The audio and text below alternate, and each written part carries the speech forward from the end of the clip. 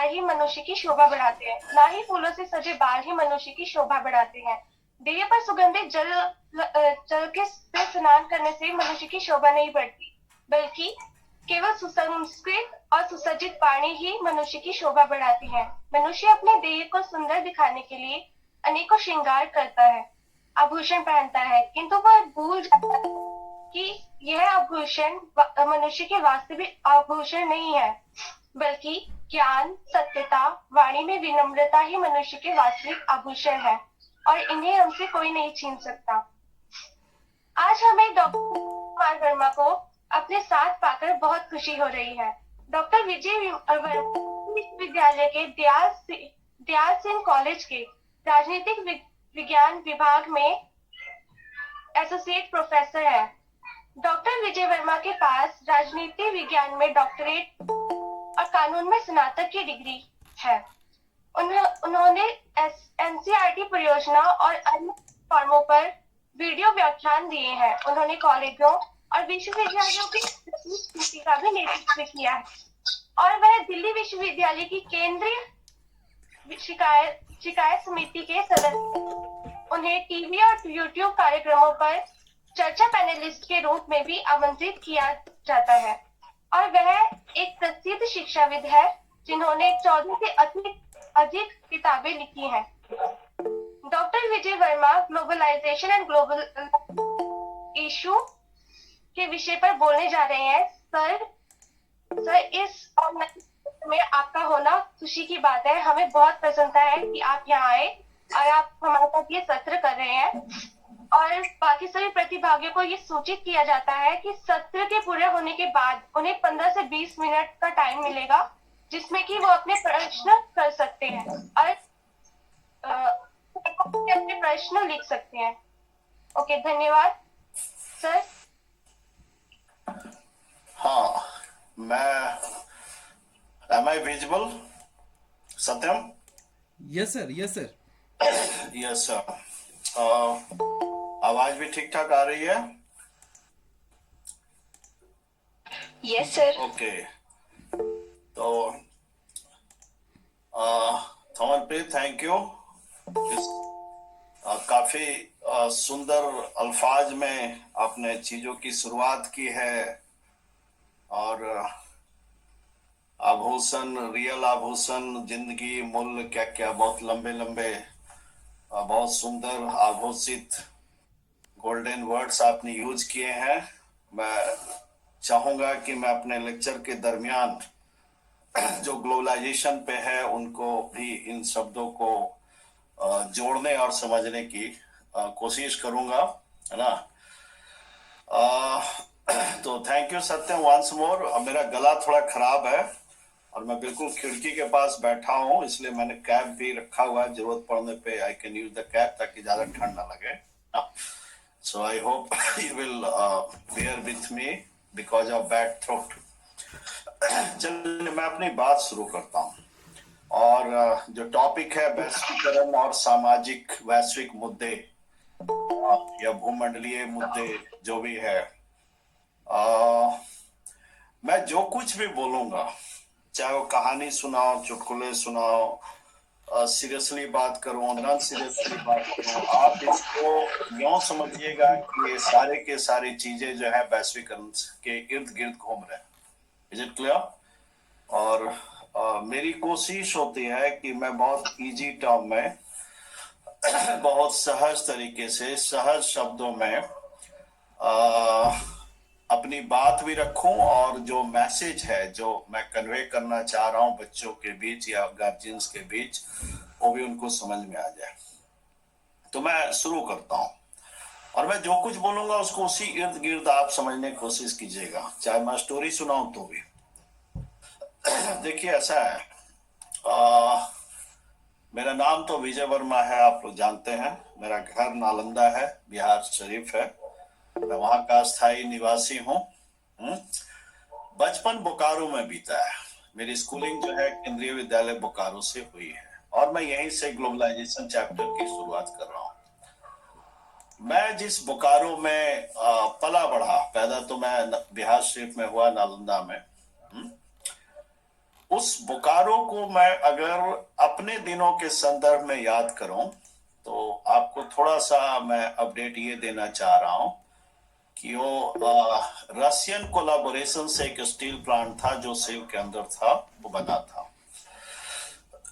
मैं पिछले 18 साल से बोकारो नहीं गया हूं, आज भी टच में हूं, लेकिन मैं अपने दिनों के बोकारो की बात करूं तो एक समाजवादी पैटर्न पे, ठीक है, मैं वर्ड यूज कर रहा हूं बहुत डिलिबरेटली कि जब भूमंडलीकरण को समझना है तो इसको भी समझना पड़ेगा। एक बसाया हुआ शहर था जहां स्टील बनते थे, इस्पात बनते थे, है ना। खूबसूरत क्वार्टर्स, रहने के लिए घर, चौड़ी सड़कें, 24 घंटा इलेक्ट्रिसिटी सप्लाई, पानी की कोई दिक्कत नहीं, हर सेक्टर में अच्छे स्कूल, अच्छे प्लेग्राउंड और एक अच्छा हॉस्पिटल। इतनी सारी सुविधाएं जो है बोकारो को के एम्प्लॉइज को दी गई थी। मुझे याद है कि मेरे फादर का ज्वाइनिंग 1972 में हुआ था। उस समय उनका जो एम्प्लॉय नंबर था, है ना, वो था 149808, यानी 14,000 एम्प्लॉय 1972 तक ज्वाइन कर चुके थे।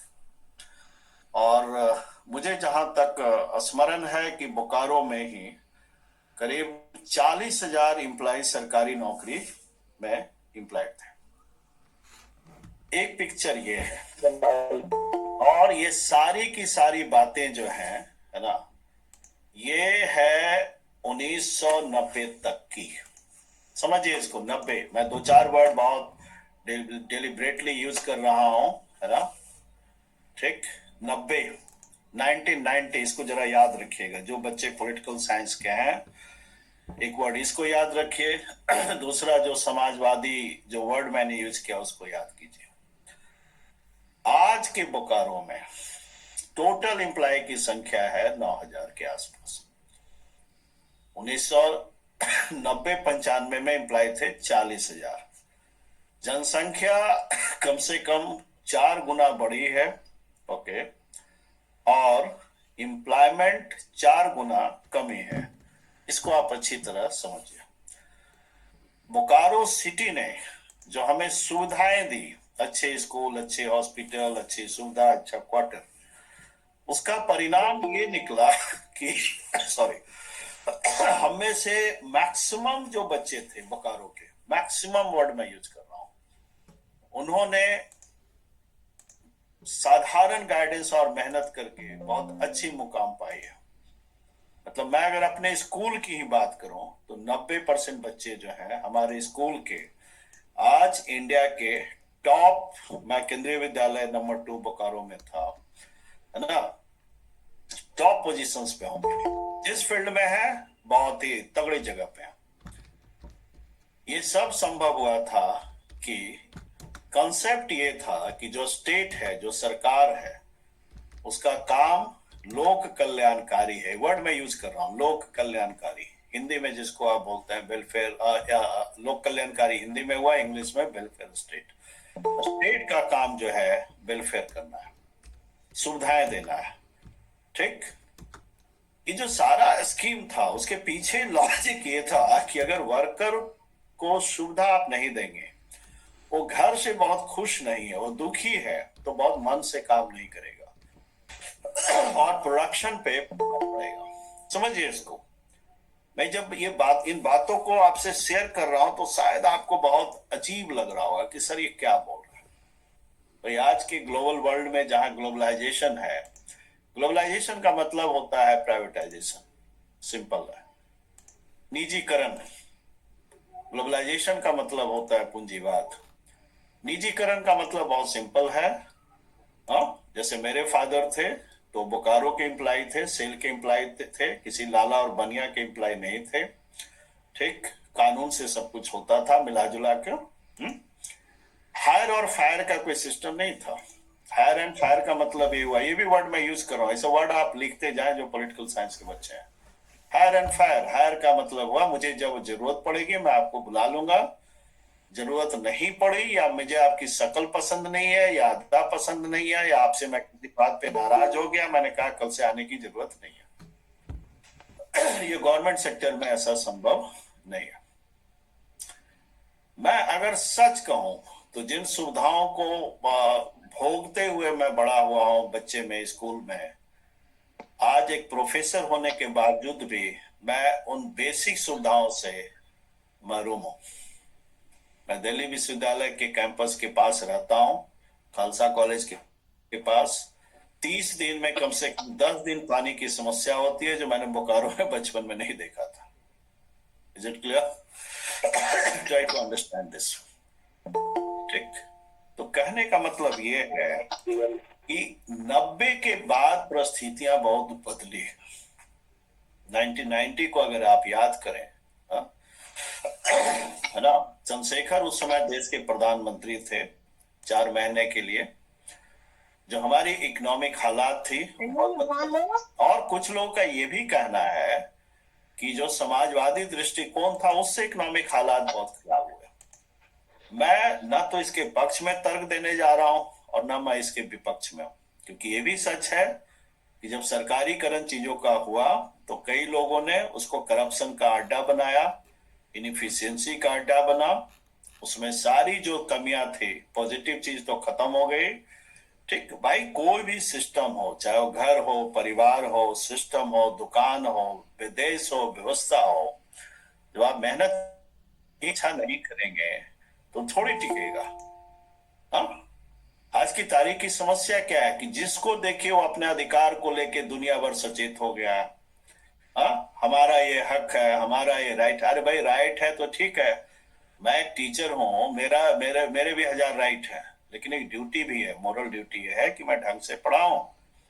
मैं पढ़ाऊं नहीं और दिन भर जो है बकवास करता रहा हूं, और मैं तो लॉ के आदमी हूं, मुझसे बड़ा बकवास अगर मैं बकवास पे उतर रहा हूं तो शायद बहुत कम लोग मेरे सामने टिकेंगे। हाँ, और इधर उधर से भी कोई लॉ का डिग्री इकट्ठा नहीं कर रखा है, ड्यू से पढ़ा हूं, मेरी सारी डिग्री ड्यू से है। देखिए, सिस्टम जो चलता है बड़ा सिंपल है कि ईमानदारी से चलता है। घर भी जो चल रहा है आज की तारीख में, जो घर भी बिखर रहा है, उसका कारण बहुत सिंपल है कि घर के लोग एक आध दो छोड़ के अननेसेसरी चालाक, धूर्त, मक्कार बहुत ज्यादा हो गए। सबको चाहिए कि मुझे ये चाहिए। अरे भाई, घर को टिकने के लिए जो व्यवस्था चाहिए, जो ईमानदारी चाहिए, जो समर्पण चाहिए, वो जब नहीं करेगा तो कैसे टिक जाएगा? ऐसे टिक जाएगा? सबको अपना हक चाहिए और हो जाएगा, तो हक देगा कौन? तो ये चीज मैंने इसलिए बताया कि आज की तारीख में जब मैं ये बोकारो के बारे में बता रहा हूं, और मैं खुद भी सोच रहा हूं वैश्वीकरण के दौर को, और आज 2023 से के तरीके से देखता हूं तो मुझे बड़ा आश्चर्य भी होता है और अपने नसीब पे फक्र भी होता है। हाँ, मैंने कहीं पे लिखा था तो किसी एक ने, भाई साहब ने कमेंट किया हुआ फेसबुक पे कि नालंदा आपकी जन्मभूमि है, बोकारो आपकी जन्मभूमि नहीं है। मैंने उसको यही कमेंट करके कहा कि नालंदा मेरी जन्मभूमि हो सकती है, लेकिन बोकारो मेरी जिंदगी है। अगर बोकारो मेरे लाइफ में नहीं होता तो मैं भी शायद ना यहाँ होता और शायद आपको भी ज्ञान नहीं बांट रहा होता। Try to understand. 90 में जो इकोनॉमिक परिस्थितियां थी बहुत खराब हो गई। ठीक, सारे सरकारी उपक्रम घाटे में चलने लगे। क्यों चलने लगे ये देखना पड़ेगा, समझना पड़ेगा। उसमें करप्शन था या इनएफिशिएंसी थी या कॉम्पीट नहीं करने की जो प्रवृत्ति थी, वो भी बहुत बड़ा एक कारण बना था। जैसे मैं कॉलेज में पढ़ाता हूँ, बड़ा अजीब लगता है, हालांकि मेरे साथ बहुत ज्यादा नहीं होता, लेकिन फिर भी अजीब लगता है। 100 में 30 बच्चा तो मेरी बात को बहुत सीरियसली लेता है और बहुत आगे बढ़ जाता है ना? समझिए इसको, मैंने बहुत को पढ़ा लिखा कर बहुत बड़ा आदमी बना दिया है। इस बात का फक्र भी है क्योंकि मेरे ऊपर भी किसी ने मेहनत किया और हमें यहां तक पहुंचाया। लेकिन बाकी जो बच्चे हैं वो एक अजीब भ्रमित दिमाग से ग्रस्त है। मेरे जैसा टीचर जब उनको फ्री में पढ़ा रहा है तो उसका वैल्यू नहीं समझ में आता। वही बाप माँ जो है, जो 1.5-2 लाख रुपया कोचिंग में डाल के चला आ रहा है, तो एकदम देखता हूं कि रजिस्टर लेके तैयार बैठा और टाइम से पहले है। जबकि जितने कोचिंग वाले हैं, कम से कम पॉलिटिकल साइंस के बारे में तो मैं जानता हूं, मेरा आधा पढ़ा हुआ कोई नहीं है। और फिर उसमें कहीं छोड़ के भाग भी आता है, बोला सर अब मन नहीं लगता, आपसे पढ़ने के बाद मन ही नहीं लगता। अरे भाई जब पढ़ना था तो पढ़ लेते ना। हम मुफ्त में पढ़ा रहे हैं तो वैल्यू नहीं है। अरे भाई हम इस वैल्यू के साथ पढ़ा रहे हैं कि हमें भी केंद्रीय विद्यालय में किसी ने बड़ी मेहनत से पढ़ाया है। इसलिए नहीं पढ़ा रहे हैं कि मेरा मार्केट में रेट बहुत कम है। अगर मैं मार्केट में रुपया छापने पे आ जाऊं, हाँ, तो एक प्रिंटिंग मशीन से कम का मामला नहीं होगा। तो ये जो आपके अंदर भी जो एक चाहत है ना कि जब तक, जरा बड़ा इंटरेस्टिंग चीज मैं बता रहा हूँ। क्लास में मैं बच्चों से पूछता हूँ, भाई नौकरी क्या चाहिए? तो सर सरकारी चाहिए। बहुत अच्छा, सबको सरकारी नौकरी चाहिए। क्यों चाहिए? तो सर उसमें गारंटी है। ये भी अच्छी बात है। अगला सवाल, बच्चे को कहाँ पढ़ाना चाहोगे?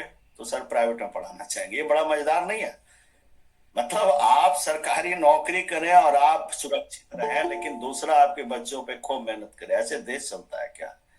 ऐसे समाज चलता है क्या? ऐसे राज्य चलता है क्या? ऐसे घर चलता है क्या?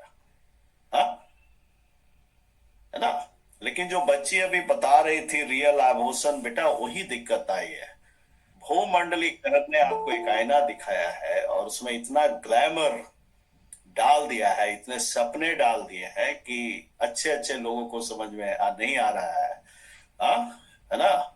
वो एक जल परी टाइप है जो है नहीं, लेकिन वो आपकी कल्पना में बहुत खूबसूरत तरीके से आपकी नजरों में वो समाई हुई है।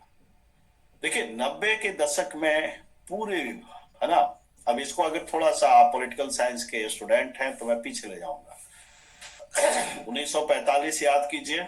1945 में क्या हुआ? 3-4 घटनाएं जो पॉलिटिकल साइंस के बच्चे हैं बिल्कुल याद रखिएगा। पहला, सेकेंड वर्ल्ड वॉर खत्म हुआ, पहला चीज। दूसरा, यूएन की स्थापना हुई। ये सब जानते हैं, आप सब जानते हैं, मैं बस उसको कॉन्टेक्स्ट में पिरो रहा हूं। तीसरा क्या हुआ? सेकेंड वर्ल्ड वॉर खत्म होने के बाद 2 सुपर पावर्स का इमरजेंस हुआ। 2 सुपर पावर इमर्ज किया। आपको मालूम है 2 सुपर पावर? एक सोवियत ब्लॉक था, लेड बाय यूएसएसआर, जो अब रसिया लीड करने की कोशिश कर रहा है, और दूसरा, है ना, जो पूंजीवादी ब्लॉक था वो था लेड बाय यूएसए। अब देखिए पावर, यहाँ पे एक वर्ड मैंने यूज किया, 2 सुपर पावर्स। भाई ये पावर जो है ना भगवान जी का प्रसाद ही नहीं है कि थोड़ा आप भी ले लो, थोड़ा आप भी ले लो, इससे पुण्य बढ़ेगा। पावर का नेचर एकदम सेंट्रलिस्ट होता है। If I have the power, I will wish ki more and more and more and more power to me. तो 1945 में जब, है ना, चौथी चीज क्या हुई? जो अब तक दुनिया का शहंशाह था, कौन देश था? इंग्लैंड, ब्रिटेन, है ना? तो आप लोग जानते होंगे, आजादी की लड़ाई वगैरह भी पढ़े होंगे। ये भी मालूम है आपको कि इंग्लैंड के बारे में कहा जाता है कि sun never sets in British empire. भाई 1945 तक इस विश्व का सबसे ताकतवर देश अगर कोई था तो ये आपको बिल्कुल कंफ्यूजन नहीं होना चाहिए, दैट वाज यूके, इंग्लैंड। हाँ, उसके बाद कई कारणों से उसकी ताकत कमी और फिर नए सुपर पावर जो है वो इमर्ज किए। ठीक, अब 2 सुपर पावर एक साथ नहीं रह सकते, है ना, कि एक म्यान में 2 तलवार नहीं रह सकते। जैसे एक घर है, अगर उसमें 2 सुपर पावर है, बहू भी बहुत पावरफुल आ जाए और ननद भी बहुत पावरफुल हो जाए तो क्या होगा? सत्यानाश होना है। हाँ, एक कमजोर है, दूसरा का दबदबा है तो रोते पीटते घिसटते कराते वो घर चल जाएगा। लेकिन अगर दोनों वोकल है, बहुत मजबूत है, आजकल यही हो रहा है ना, दोनों मजबूत हो गया, सब सुपर पावर ही है। बुढ़िया अलग सुपर पावर है, नई भौजाई अलग सुपर पावर है, देवरानी अलग है, उधर ननद अलग, झांसी की रानी बनी हुई है, और सबको शिकायत है कि हमें जिंदगी में क्या मिला। उससे पलट के पूछ दो कि तुमने इस घर को क्या दिया, तो शायद कोई जवाब नहीं है। तो यहाँ पे 2 सुपर पावर हुआ। तो बच्चे, कहने का मतलब बड़ा साफ है कि 1945 में ही यह तय हो गया था कि सुपर पावर राइवलरी एक न एक दिन किसी न किसी कारण खत्म हो जाएगी, जो 1990 में जाकर समाप्त हुआ। और 90 में क्या हुआ आपको पता है? मिखाइल गोर्बाचोव की 2 नीतियां, पेरेस्ट्राइका एंड ग्लासनॉट, है ना, उसके बाद क्या हुआ, यूएसएसआर जो 50 सॉरी जो 15 यूनिट में था वो कोलैप्स कर गया, आपको मालूम है। यूएसएसआर के खत्म होने से साथ क्या हुआ कि समाजवादी जो चिंतन था वो बहुत कमजोर पड़ा। उसका परिणाम क्या हुआ कि पूरी दुनिया में डॉलर की जय हो गई, ठीक, पूरी दुनिया में। और उससे भी बड़ा आघात ये लगा कि विश्व के पटल पे देखो, हर चीज ना पावर से मैं जोड़ता हूं। जीत और हार का एक फर्क ये है कि अगर आप किसी भी कारण से हार जाते हैं तो लोगों की आस्था उस फिलॉसफी में कम हो जाती है। इसलिए चाहे युद्ध हो या कुछ भी हो, उसमें जीत जो है ना, इसलिए ये सब लाइन आप सुने होंगे, everything is fair in war वाला। लव का तो अता पता नहीं, लव होता भी है कि मुझे नहीं पता। एक आध दिन लव पे सत्यम सर को कहूंगा कि एक टॉक करा दे, फिर मैं उसका भी कलई खोलूंगा और इस सारे नौटंकी जो लव अफेयर और लव लव है उसका भी हिसाब किताब पॉलिटिकल साइंस के नजरिए से करके आपको बता दूंगा। मेरी नजर में every relation is a power relation and class relation, ठीक है। एनीवे, मैं टॉपिक पे ही हूं, है ना। तो सोवियत संघ कोलैप्स कर गया।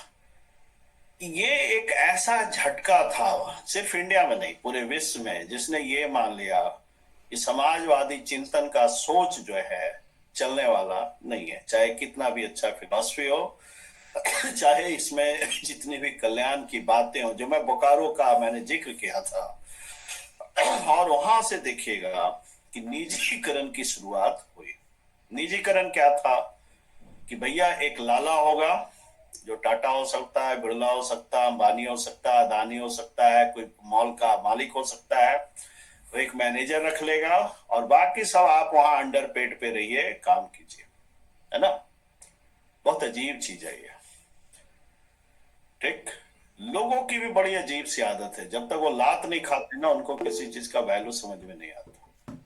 आपको सरकारी तंत्र का वैल्यू कभी नहीं समझ में आया। हाँ, उसको कैसे एक्सप्लॉइट किया जाए, मैनिपुलेट किया जाए, ये लोगों को बहुत समझ में आया। और उसी का कारण था कि सरकारी सिस्टम लगभग कोलैप्स कर गया। क्योंकि सिस्टम तो तभी चलेगा ना जब आप उसमें मेहनत करने को तैयार हो। मुझे याद है, मैं एक दिन क्लास ले रहा था, कोई चैप्टर पढ़ा रहा था, प्राइवेटाइजेशन का जिक्र आया। तो एक मेरा बहुत होनहार बच्चा है जो अभी लॉ कर रहा है, मेरे बहुत बच्चे लॉ में भी जाते हैं क्योंकि मैं उनको इंस्पायर करता हूं कि लॉ करो। उसने एक सवाल किया कि सर पब्लिक सेक्टर कोलैप्स क्यों किया। बड़ा अजीब अच्छा सवाल था जो शायद तुम्हारे दिमाग में भी हो। मैंने उसको कहा कि तुम 5 लड़के मेरे पास हो क्लास में ही। मैंने कहा 5 इधर हो। आया। मैंने कहा जिस फ्लोर पे मैं पढ़ा रहा हूं उस पे 6 कमरे हैं, जाके देख के आओ कि किस किस कमरे में पढ़ाई हो रही है, ठीक। वो बच्चे आए और उसने कहा कि सर एक आप ही पढ़ा रहे हैं, बाकी 5 कमरा खाली है। और मेरे क्लास में भीड़ रहती है। मेरे क्लास का मतलब है कि आपको दूसरे क्लास से बेंच और डेस्क लाके बैठना पड़ेगा। और फिर उसने मेरे पैर छुए और कहा कि सर हमें समझ में आ गया।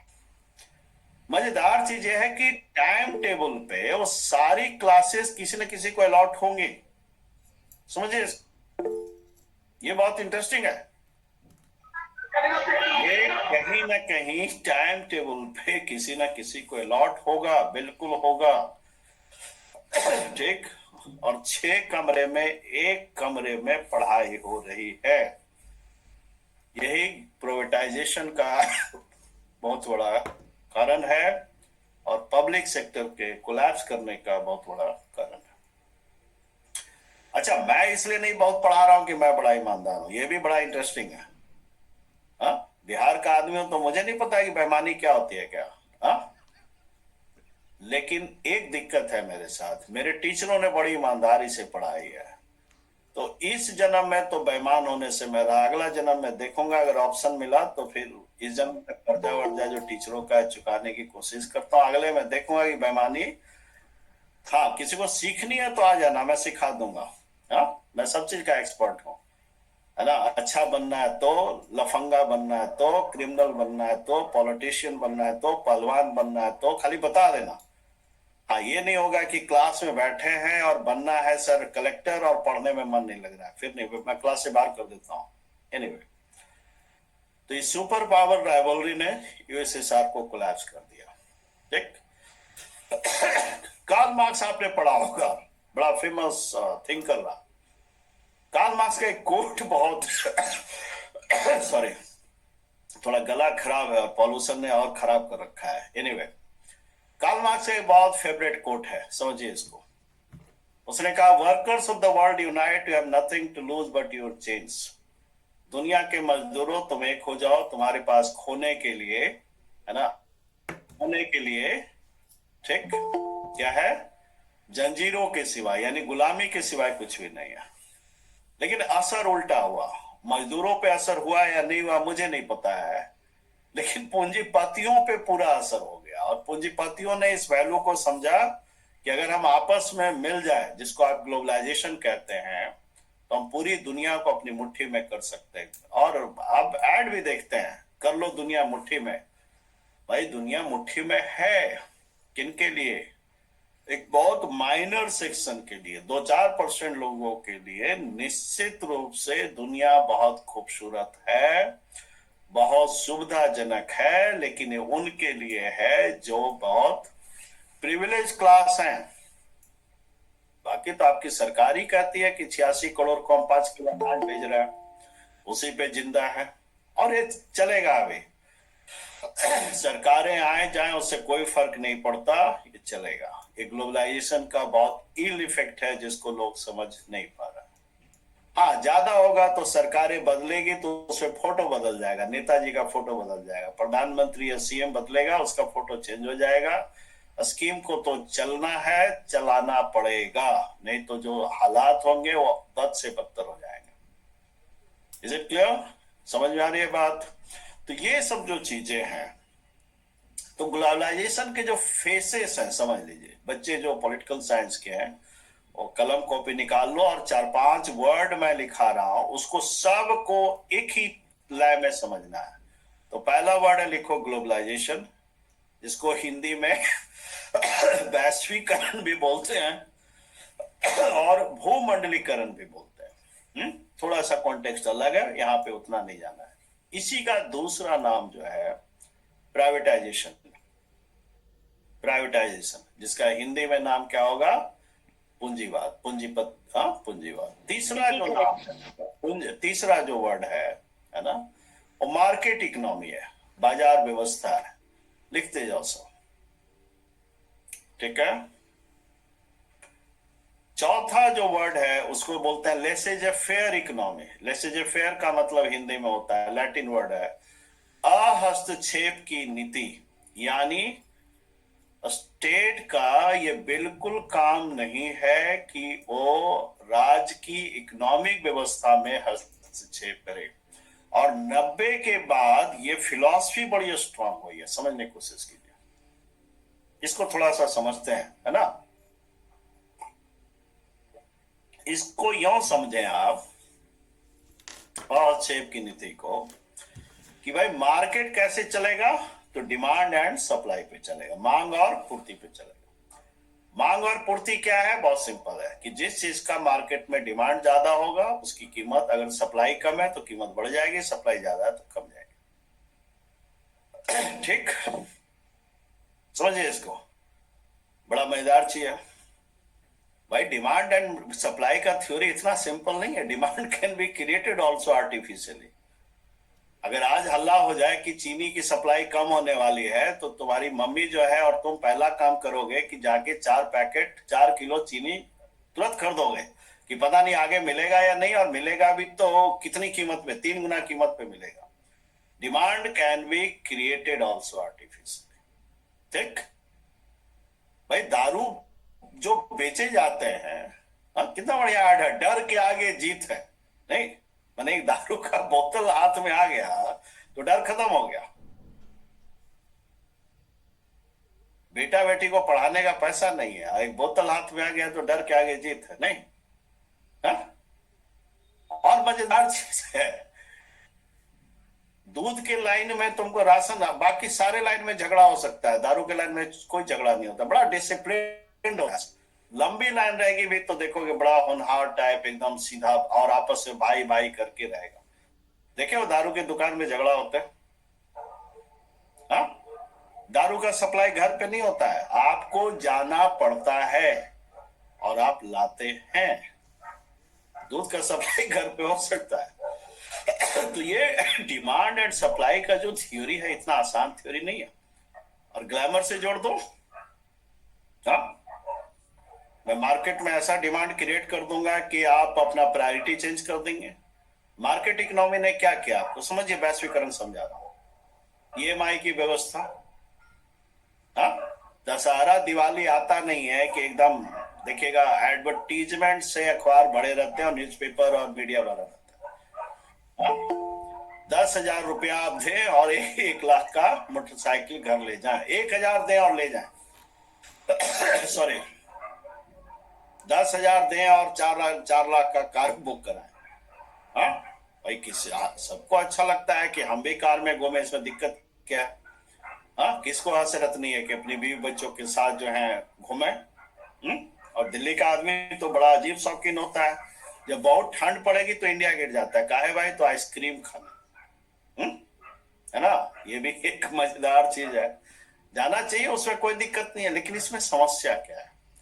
समस्या ये है कि ईएमआई क्या है? ईएमआई मेरी नजर में capturing your pocket in advance है।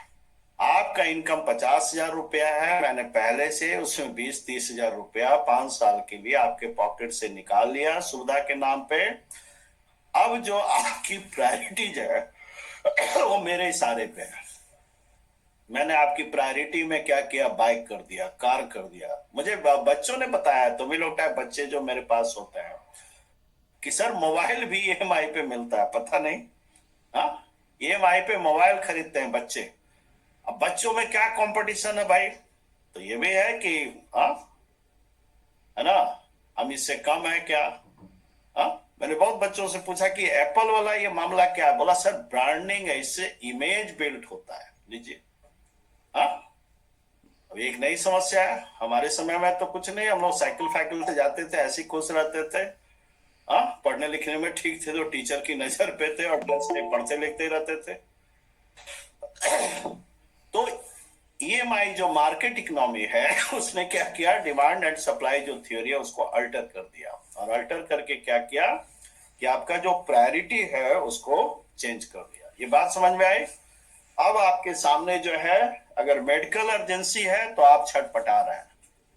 घर में जो बुढ़िया माँ है, अगर उसके ट्रीटमेंट के लिए पैसा चाहिए तो आपके पास अब पैसा नहीं है। बच्चे का एजुकेशन प्रायोरिटी में पीछे इसलिए हो गया है क्योंकि आपने अपने लिमिटेड इनकम में एक अच्छा खासा इनकम जो है स्टेटस के नाम पे, ठीक है मुझे कोई दिक्कत नहीं भाई, कार में नहीं तुम हेलीकॉप्टर में घूमो ना, क्या दिक्कत है?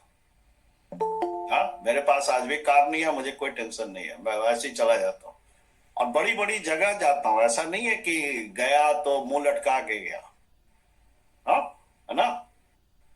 और आराम से बताता हूँ कि मेरे पास कार नहीं है, मुझे कोई शौक भी नहीं है, मुझे चलाने भी नहीं आता और कोई संभावना भी नहीं है कि मैं खरीदने जाऊं। क्या दिक्कत है? किसी सर्टिफिकेट चाहिए क्या जीने के लिए? हाँ, मैंने दूसरा अप्रूवल देगा कि विजय वर्मा ये है तो विजय वर्मा वो होगा। कन्विक्शन कोई चीज नहीं होता है क्या? सिंप्लिसिटी कोई चीज नहीं होती क्या? सवाल पैसे का नहीं है, सवाल खरीद की नहीं है। I get too much of salary, हाँ भाई, जिसको जैसे जीना है जियो। लेकिन मार्केट ने एक मिडिल क्लास साइकिक जो है बना दिया और अब आप उसमें फंस गए। तो मार्केट इकोनॉमी समझ में आ गया, हस्तक्षेप की नीति समझ में आ गया कि स्टेट को इकोनॉमिक के मामले में हस्तक्षेप नहीं करना चाहिए। इसका क्या मतलब हुआ? इसका मतलब ये हुआ कि आप स्टेट इकोनॉमी को क्या कीजिए? बिल्कुल फ्री कर दीजिए। इसका मतलब क्या हुआ कि वो जैसे मार्केट को चलाए कैप्चर करके, उनका अपना रोना धोना है कि भाई मार्केट में कोई चीज बेचना भी इतना आसान काम नहीं है। हाँ, मार्केट का अपना फिलॉसफी है। और सच है कि मैंने तो किसी पूंजीपति को खुल के हंसते हुए नहीं देखा है। मेरे पास आज तक एक फोटो नहीं आया जिसमें अदानी साहब या ये क्या है अंबानी जी खिलखिला के हंस रहे हैं। वो अलग टेंशन में जी रहे हैं, उनके पास भी एक टेंशन है कि हमसे कोई आगे ना निकल जाए, वो एक अलग दुनिया है। क्लियर हो गया? तो ये जो चीजें हैं आपको समझनी पड़ेगी। ठीक, तो वैश्वीकरण, भूमंडलीकरण, पूंजीवाद, बाजारवाद, ठीक है, और एक और वर्ड है निजीकरण, इसको समझ लीजिए। प्राइवेटाइजेशन, प्राइवेटाइजेशन भी जो है ये सारे एक ही शब्द है। ये 5-6 शब्द जो हैं आप ऐसे समझ लीजिए कि एक ही चीज है। जैसे कोई बच्चा है घर में, उसको प्यार से कोई लल्लू कहता है, कोई गोलू कहता है, पिंटू कहता है, कोई पिंटू कहता है, लेकिन बच्चा वही है। तो ये पांचों जो शब्द हैं, हाँ 5-6 शब्द, और अगर सवाल आएंगे तो मैं और एक्सप्लेन करूंगा, मुझे कोई दिक्कत नहीं है। जहां से पूछोगे, जो पूछोगे, कोई टेंशन नहीं है। एक बात और, मैं टीवी तुम्हारे पास सोशल मीडिया पे हूं, खास रहा हूं, क्या इसके लिए मैं जिम्मेवार हूं? आंसर है नो।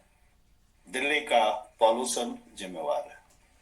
राइट, मैक्सिमम लोगों को इस समय हेल्थ इश्यू है, खांसने का, ब्रोंकल प्रॉब्लम होगा। क्यों? पॉल्यूशन लेवल बहुत हाई है। ये पॉल्यूशन लेवल कहां से आया? भाई इसी दिल्ली में प्रधानमंत्री जी रहते हैं, राष्ट्रपति रहते हैं, सेना के अध्यक्ष रहते हैं, तीनों सेनाओं के, सुप्रीम कोर्ट के सारे जज रहते हैं, सीएम रहते हैं, कितने डीएम रहते हैं। हाँ, एक से एक इन्वायरमेंट के इंस्टीट्यूट है, तो फिर कंट्रोल क्यों नहीं कर पाते आप? मैं हर साल अखबार में पढ़ता हूं कि सुप्रीम कोर्ट के जज ने गुस्से में कहा कि Delhi has become a gas chamber. हाँ, और गुस्से में, उस समय टेंशन में वो सीधे बोलता है कि दिल्ली का जो चीफ सेक्रेटरी उसको बुलाओ, और चीफ सेक्रेटरी को खड़ा होकर बुरी तरह डांटता है, bloody hell, what the hell you are doing sir, we are doing this. कुछ नहीं होना है। नौटंकी से दुनिया नहीं चलती है। आपने ग्लोबलाइजेशन के नाम पे, टेक्नोलॉजी के नाम पे, साइंस के नाम पे जो नाश किया है अपना, आपको पता ही नहीं है कि आप जिंदगी के करीब है या मौत के करीब है।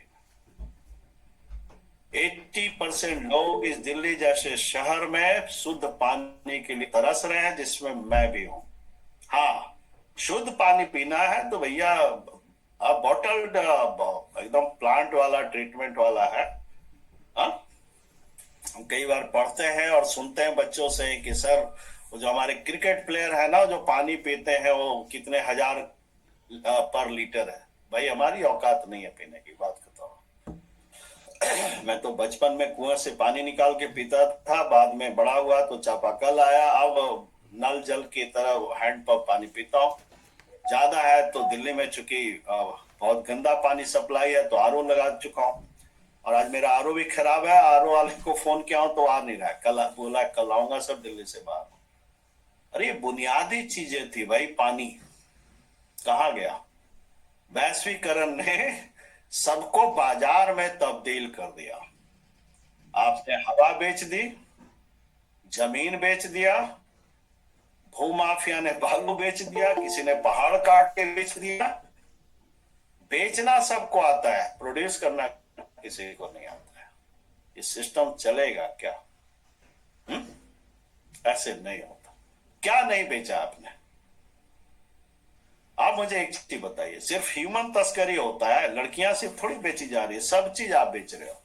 और मुझे आश्चर्य नहीं हो कि कुछ दिन में वो जो ऑक्सीजन के पाउच यहाँ बिकने लगे कि सर ये 20 रुपया का पाउच है, ये ले लीजिए तो वो ले लीजिए, खूब हुआ। जैसे पानी का चल रहा है, 5 रुपया से लेके 10 रुपया से लेके, और एक बहुत बड़ा धंधा है, छोटा मोटा नहीं है।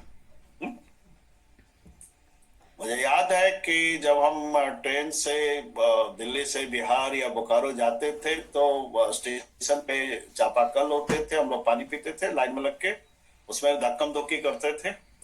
आज आप छोटी जगह पे चले जाएं जहां बहुत मॉनिटरिंग नहीं है, सब के सब चापाकल आपको टूटे हुए मिलेंगे। वो टूटे हुए इसलिए नहीं है कि टूट गए हैं, इसलिए टूटे हुए हैं क्योंकि तोड़े गए हैं। तोड़े इसलिए गए हैं ताकि वो पानी नहीं होगा तो आप जबरदस्ती खरीदेंगे। ठीक है, आप बड़े बड़े रेस्टोरेंट में चले जाइए, ये मैकडी और एक्डी और फैकडी में जाता रहता हूँ कभी किसी के साथ, पानी पीने के लिए आपको मुफ्त में, ठीक है, बड़ा मुस्कुरा के बच्चा बात करेगा, वो ट्रेनिंग है, सब कुछ है ना, आपको खरीदना पड़ेगा, ठीक है। Try to understand this, you have to pay for hawa and pani. और दिल्ली जैसे शहर में तो मैं ये देख रहा हूँ कि 60% घरों में धूप की रोशनी नहीं आती, जिसमें मेरा भी घर है। हाँ, मैं नीचे जाके कपड़ा सुखाता हूँ, एक प्रोफेसर हूँ, उसके बावजूद एक बाल्टी में सारा कपड़ा लेता हूँ, धूप में सुखाता हूँ नीचे, क्योंकि मोटे कपड़े सूख ही नहीं सकते ठंड में। ये बुनियादी चीजें थी जिसको प्रकृति ने दिया था, धूप, हवा, रोशनी, हाँ, शुद्ध ऑक्सीजन। तो आपने आगे बढ़ने के नाम पे क्या किया? मैं जहां रहता हूं बगल से नाला आता है, बहता है, विजयनगर का नाला जो है, अगर आप दिल्ली यूनिवर्सिटी में आए तो, ठीक, बाद में दीवार पे एक लेसन लिखा हुआ था जिसमें लिखा कि नहीं, नाला नहीं है, नदी है। और ये उस देश की हालत है जहां पे हर चीज में आपने धर्म जोड़ा है, पत्थर में, पहाड़ में, आदमी में, जानवर में, और जो दुर्दशा आपने की है, क्योंकि हम सब जो है बहुत डुप्लीकेट लोग हैं। 2000% छोड़ के मेरी नजर में बहुत मैनिपुलेटिव और क्रूएल लोग हैं। समझिए इसको, आप अपने स्वार्थ के लिए इंस्टीट्यूशन बर्बाद कर सकते हैं। अगर आप टीचर है, नहीं पढ़ाते हैं, तो आपसे बड़ा गद्दार, गद्दारी की सिर्फ सेना में नहीं होती, क्लासरूम में भी होती है। अगर आप नहीं पढ़ा रहे अच्छे से, मेरी नजर में आप गद्दार से कम नहीं हो। एक टीचर अगर 35-40 साल नौकरी करता है, 30-35 साल, अगर वो नहीं पढ़ा रहा है तो कितना जनरेशन वो चौपट कर सकता है, इसको आपको समझने की जरूरत है। Try to understand. लेकिन हर चीज को हमने जो है मार्केट से जोड़ा है। तो ये सारे शब्द हैं, ठीक, और हमने सिर्फ स्टेटस के नाम पे, ये ओ मार्केट साइंस, ये हम आगे बढ़ गए तो रॉकेट है, तो ये है, तो स्टार वार है, तो ये वार है। और आदमी की सोच कितनी विनाशकारी हो सकती में था हॉस्टल में, तो मेरा एक मित्र था, वो नागालैंड का एसटी था, ट्राइबल। तो मैंने उसको मजाक में कहा, bloody you kill monkeys and you eat monkeys, तुम बंदर मारते और खाते हो। उसने मुझे कहा, yes that is true, we kill monkeys because we are uncivilised. And who are the civilized people of this world? They have fought World War I, World War II, and many other wars. Try to understand this.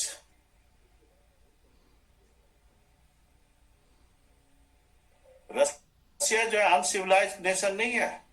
हाँ, Ukraine और Russia, क्या नतीजा है आप देख सकते हो।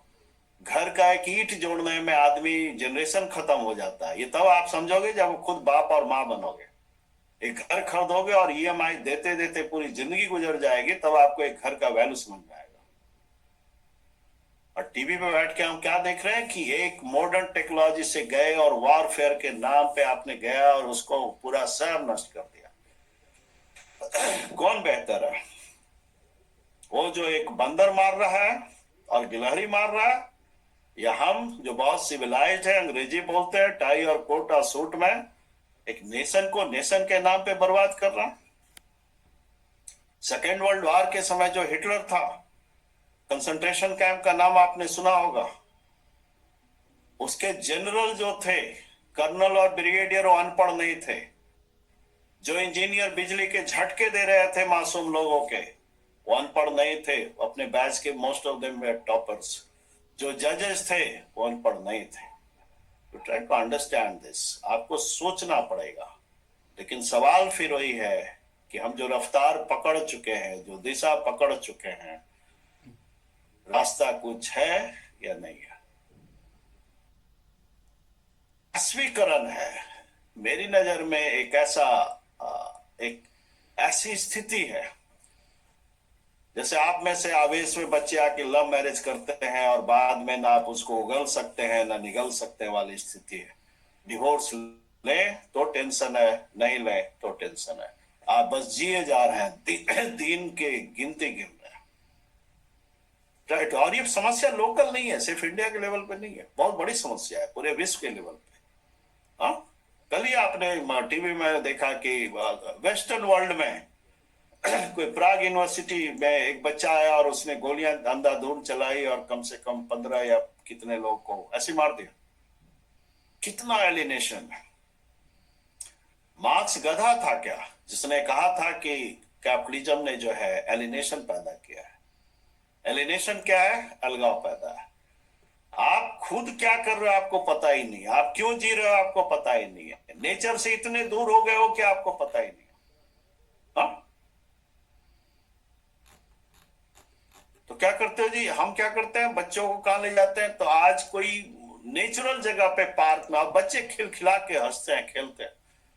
हमारे बच्चे जो हैं दिल्ली से बाहर जाते हैं पहाड़ियों पे, वो हमेशा मुझे कहते हैं सर आप भी चलो, बहुत, हालांकि मैं बहुत आलसी हूं इन मामले में, मैं जाता नहीं, जल्दी नहीं जाता। और मैं वहां देखता हूं कि वो कितने खुश हैं। क्यों? क्योंकि हम दिल्ली जैसे आर्टिफिशियल जगह पे रहने के आदी हो गए हैं और इतने बनावटी और नौटंकी पसंद हो गए हैं कि हम खुद ही हंसना खेलना तब तक जब तक कि नेचर हमें हंसाने की कोशिश नहीं करता, हम खुद भी हंसना नहीं चाहते। अब मेट्रो या बस में सुबह बैठो 8 बजे, जिसको सीट में ज्यादा लोग सोता हुआ नजर आएगा। क्या मतलब है? बाजारवाद ने क्या किया है? वर्किंग, एक आदमी भाई 10 घंटा नहीं मेहनत कर, ये ईमानदारी की बात, 1-2 दिन कर सकता है। तुम मुझे कहो कि सर एक दिन में आपको 10 क्लास पढ़ाना, मैं नहीं पढ़ा सकता। एज ए प्रोफेसर मैं 3 क्लास पढ़ा सकता हूँ, 2 पढ़ा सकता हूँ, जहां बच्चों में कुछ लगे कि कोई बोला है। मैनुअली कोई भी काम करने के लिमिट होते हैं, लेकिन आपने क्या किया बाजारीकरण में? हाँ, एक कोटेशन है मेरा जो मैं कई बार कोट करता हूं, है ना, कि in global world the rich get richer and the poor get children. जो भूमंडली का दौर है इसमें अमीर और अमीर होता गया और जो गरीब है उसके और बच्चे पैदा होते गए। वो बच्चे क्या हैं? बच्चे क्या हैं? वो चीप लेबर हैं, सस्ते मजदूर हैं। किसके लिए? जो पूंजीवादी व्यवस्था है उसके लिए। आप 10,000 और 20,000 की नौकरी के लिए 4 की जरूरत है और 4,000 लोग लाइन में लगे हुए हैं, वो सस्ता मजदूर है। कोरोना में इतने लोग मरे, कैसे मरे, क्यों मरे, वो सब आपने टीवी पे देखा है, मैं कोई टिप्पणी नहीं करना चाहता। कितने लोग बेरोजगार हुए ये भी आपको मालूम है, लेकिन उसी कोरोना ने कम से कम 100 इंडियंस को खरबपति भी बना दिया। इसको ग्लोबलाइजेशन कहते हैं। क्लियर हुआ? ये चीज आप अच्छी तरह से समझ लो। लेकिन वैश्विक मुद्दे जो एक वर्ड है, सत्यम ने बड़ा सोच कर टॉपिक दिया और कहा कि सर आप खुलकर बोलें, वही आपकी खासियत है और बच्चों को बहुत पसंद आता है। सर नमस्कार। हाँ नमस्कार। और रमन बाबू नमस्कार। सर मैं तो लेट ज्वाइन किया था, कुछ किसी कोई काम में बिजी था सर। चलिए अच्छी बात है, आप आए हमारे लिए सौभाग्य। नहीं। अब मेरे 2-4 सवाल है, मेरे सवाल है, उसके बाद मैं आपके सवाल का जवाब दूंगा। जब हम बीए कर रहे थे, एमए कर रहे थे, तो एक वर्ड पढ़ते थे पॉलिटिकल साइंस के, आप स्टूडेंट है तो एक वर्ड आपने पढ़ा होगा, हिंदी में उसको संप्रभुता बोलते हैं, सॉवरेंटी बोलते हैं, जिसमें आपको ये पढ़ाया जाता है कि state is so powerful, state can do anything. मेरा सवाल आज की तारीख में उल्टा है। अगर स्टेट की इतनी औकात है और इतना पावरफुल है, तो इन्वायरमेंटल प्रॉब्लम्स को सॉल्व करने की अगर कुवत है तो करता क्यों नहीं? ग्लोबलाइजेशन के दौर में प्रॉब्लम छोटा मोटा नहीं है। अगर स्टेट की कुवत है, उसकी औकात है, तो क्या आतंकवाद को रोक सकता है? बहुत मुश्किल काम है, क्योंकि आतंकवादी 10 देश के आपस में मिले होते हैं, 10 जगह अलग अलग उनकी ट्रेनिंग होती है, 50 देश उसको पैसा सप्लाई करता है। ये तब संभव है जब इंटरनेशनली आप कनेक्टेड हो, है ना। आप इंडिया पाकिस्तान पॉलिटिकल लाइन पे करते रहिए, लेकिन आप हवा को, प्रदूषित हवा या शुद्ध हवा को ये नहीं कह सकते कि ये हवा तो इधर पाकिस्तान की तरफ नहीं जाएगा, चाइना की तरफ नहीं जाएगा, या वहां से नहीं आएगा. You can't control. Can you regulate market? My answer is to a limited extent only yes, and that to a very limited time. Otherwise answer is no. Can you regulate science? The answer is no. Can you regulate trade? The answer is no. A state cannot. और इसलिए देखिएगा कि state का काम छोटा मोटा रह गया है, जिसमें नौटंकी ज्यादा है. डीएम साहब becomes very popular. District collector है, बहुत पॉपुलर हो गए. काय पॉपुलर हो गए भाई? तो गांव में गए और जहां खाना पीना गरीब के लिए ठीक नहीं था उसको ठीक किया, और बैठ के वो भी जो है पालथी मार के एकदम गांव में जमीन पे बैठ के खाए. And he is treated as a very good IAS. Yes true. भाई कलेक्टर के सामने एक बुढ़िया रोते हुए जाती है कि मेरा राशन कार्ड नहीं बना है. कलेक्टर साहब उसको चाय पिलाते हैं, अम्मा अम्मा करते हैं, बनवा देते हैं. And he becomes instantly very popular. बड़े काम स्टेट के बियॉन्ड हो चुके हैं, मैं ये कहना चाह रहा हूं. लेकिन अलग अलग लोगों के लिए जिंदगी का मायने अलग अलग होता है. मिडिल क्लास में अच्छी जिंदगी का मतलब अलग होता है, अपर क्लास में अलग होता है, और लोअर गरीब का क्लास सेंस अलग होता है. गरीब का मतलब होता है कि उसकी जिंदगी नून तेल और लकड़ी इकट्ठा करने में खत्म हो जाएगी. मिडिल क्लास का मतलब ये होता है कि छोटा मोटा सपना हम पूरा कर सकते हैं, एक आध घर खरीद सकते हैं, एक आध कार खरीद सकते हैं, और बीच में आइसक्रीम खा सकते हैं, ठीक, और बाल बच्चा का बर्थडे ठीक से मना सकते हैं. इसलिए मैं बार बार कहता हूं कि मेरी नजर में every relation is a class and power relation. भाई मिडिल क्लास की बीवियां हैं, हाँ, कितने में खुश हो जाती है? 10,000 50,000 का गहना, साड़ी, कपड़ा, उसे मैं एकदम आपका करवा चौथ करने के लिए एकदम इंतजार कर रही हूँ. अदानी की बीवी क्या 50,000 के मोबाइल देने से खुश हो जाएगी? हाँ, उसकी जिंदगी अलग है, उसके लिए जिंदगी का मायने अलग है. हम मिडिल क्लास वालों के लिए अलग है. गरीब के लिए वो 5,000 रुपया बहुत है, बहुत है. 100 रुपया बहुत है किसी के लिए. Try to understand this. मैं कहानी सुना रहा हूं, उससे आप समझ लीजिए कि जिंदगी क्या होता है, और पॉलिटिक्स क्या होता है, और इंटरनेशनल पॉलिटिक्स क्या होता है. एक तालाब है, उसमें कई मेढक है. तो बच्चे ना, आप लोग भी किए होंगे छोटे में, निशाना लगा लगा के मेढक पे मारते हैं, और जब मेढक को चोट लगती है तो बच्चे खुश होके नाचते हैं एकदम, तालियां बजा के. तो मेढक का सरदार जो है वो बाहर आता है और कहता है कि why you are killing us, तुम हमें जिंदगी से क्यों मार रहे हो? तो बच्चे बोलते हैं we are not killing you, we are just playing. हम कुछ नहीं कर रहे, हम तो खेल रहे हैं, मजे ले रहे हैं. तो जो लाइन है, जो मेढक का सरदार है, उसका लाइन बहुत इंपॉर्टेंट है. वो आप जो है इंटरनेशनल पॉलिटिक्स के स्टूडेंट है तो इसको कोट कीजिएगा. उसने कहा what is a play for you is a dead for us. जो तुम्हारे लिए खेल है हमारे लिए मौत है. जो तुम्हारे लिए खेल है, भाई साहब, जो पुतिन के लिए खेल है, सेल्फ डिफेंस है, नेशनल प्राइड है, वो यूक्रेनियन के लिए मौत है. जो किसी देश के नेशनलिज्म के लिए बहुत कुछ है, दूसरे के लिए, पूरे देश के लिए तबाही है, मौत है, नरक से भी बदतर स्थिति है. Try to understand this. ये आपको समझना पड़ेगा. तो अलग अलग लोगों के मायने जो हैं अलग अलग होते हैं. तो वैश्विक मुद्दे में मैंने यही कहा कि जितने मुद्दे मैंने गिनाए, मार्केट है ना, प्यार करना है, प्यार करना भी आजकल ग्लोबल हो गया है. बड़ा मजेदार चीज बता रहा हूं. हाँ, एक हिंदी में गाना होता था, पता नहीं कौन मूवी का है, और रमन साहब बताएगा, रमन हल्दर, जिसमें गाने के बोल थे, मेरे सामने वाली खिड़की में एक चांद का टुकड़ा रहता है.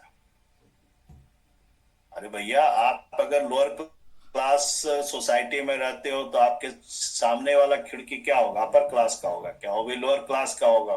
तो आप लोअर क्लास का लड़का हो, उधर से लोअर क्लास की लड़की मुस्कुराई, क्लास रिलेशन हो गया। इसमें ये थोड़ा मजेदार चीज है कि आप ग्लोबल फ्रेंड बना सकते हैं। गूगल बाबा की जय हो। नहीं? हाँ? और फ्रेंड रिक्वेस्ट तो ऐसा ऐसा आता है कि मत पूछिए, दिल मचलने लगता है कि यार प्यार ही सब काम छोड़ के सबसे पहला काम है कि प्यार ही कीजिए। लेकिन प्यार तो क्या है? क्लास रिलेशन है, औकात का खेल है। नहीं?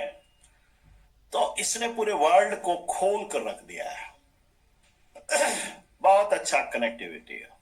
कोरोना आया था तो आपने देखा था ना, जिसके पास पैसे नहीं है वो पैदल जा रहा है। जिसके पास पैसे है उसके लिए इंटरनेशनल फ्लाइट है भाई, क्या दिक्कत? आपके पास पैसे हैं तो फ्लाइट बुक है, क्या दिक्कत? आज यहाँ कलवा और बहुत सारे लोगों के पास तो प्राइवेट चार्टर्ड है। हमारे जैसा आदमी तो बीच में सरकारी पैसे से इकोनॉमिक क्लास में बैठ के महा खुश होता है, क्या मजा आ गया। हाँ? नहीं, ये मिडिल क्लास नोशन है। जो एलीट लोग हैं, जो इंडिया का पूंजीपति वर्ग है, तो इसने सोशल डिस्पैरिटी जो है काफी बढ़ाया है। ठीक, लेकिन इसने मार्केट को जो बीच में एक लेवल, देखिए मार्केट एक लेवल से ज्यादा आप उसको कंट्रोल भी नहीं कर सकते। पहले समझिए इसको। इंडियन इकोनॉमी शुरू से मिक्स्ड इकोनॉमी रही है भाई। मैं जिस समय बोकारो में था, बगल में 2 किलोमीटर की दूरी पे, सॉरी 2 घंटे की दूरी पे जमशेदपुर टाटा था जो प्राइवेट था। उस समय भी प्राइवेट सेक्टर था, लेकिन एक संतुलन था। आज जो है आपकी सरकारी व्यवस्था बिल्कुल चरमराई हुई है, और वो है भी तो उसमें प्राइवेटाइजेशन के इनपुट भारी पड़ गया। समझिए इसको। और इसलिए जो चीजें हैं वो बहुत मुश्किलात पैदा कर रहे हैं एक एवरेज आदमी के लिए। हाँ, वो सपने तो देख सकता। और इस धरती का एक जो नया प्रॉब्लम मैं देख रहा हूं, जिसके कारण सोसाइटी में बड़ा टेंशन है, कि आपके जो सपने हैं वो ग्लोबल हो गए हैं। समझिए इसको। आपको कैसी गर्लफ्रेंड चाहिए, या कैसा बीवी चाहिए, या कैसा बॉयफ्रेंड या पति चाहिए, अब सामने वाली खिड़की में झांकने की जरूरत नहीं है। सिर्फ हिंदी सिनेमा में ऋतिक रोशन और दिस डैट करने की जरूरत है। पूरा ग्लोबल इमेज आपके सामने है, आप सबने देख सकते हैं। लेकिन जो अपॉर्चुनिटी लेवल है वो बहुत रेयर है, राइट? वो सोशलिस्टिक भी नहीं है। और जो आपके अंदर जो आदमी बैठा हुआ है, बिल्कुल पार्श्विक आदमी जिसको आप कहते हैं, वो बहुत फ्यूडल है। आपके अंदर एक सपना है कि पूरी दुनिया आपका तलवा चाटे और आपकी जोहजूरी करे। ठीक? एक जब मैंने पढ़ा, किसी ने लिखा कि भाई आप पार्श्विक वर्ड मत यूज कीजिए, इससे ऐसा होता है कि पशु को आप गाली दे रहे हैं। पशु कम से कम बहुत घटिया काम बहुत नहीं करते।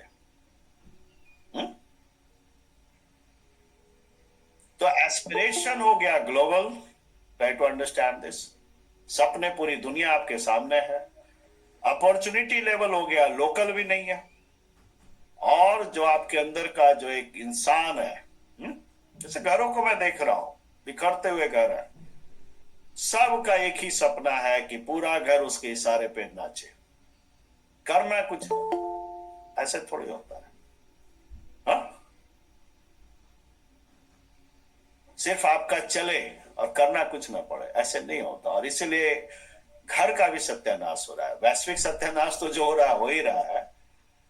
मुझे ये कहने में हिचक नहीं है as a student of law, कि जिस देश में आप राम और भरत का प्यार जताने और कहानी सुनाने में देर नहीं करते, कोर्टों में सबसे ज्यादा केसेस जो है प्रॉपर्टी डिस्प्यूट के ही पड़े हुए हैं।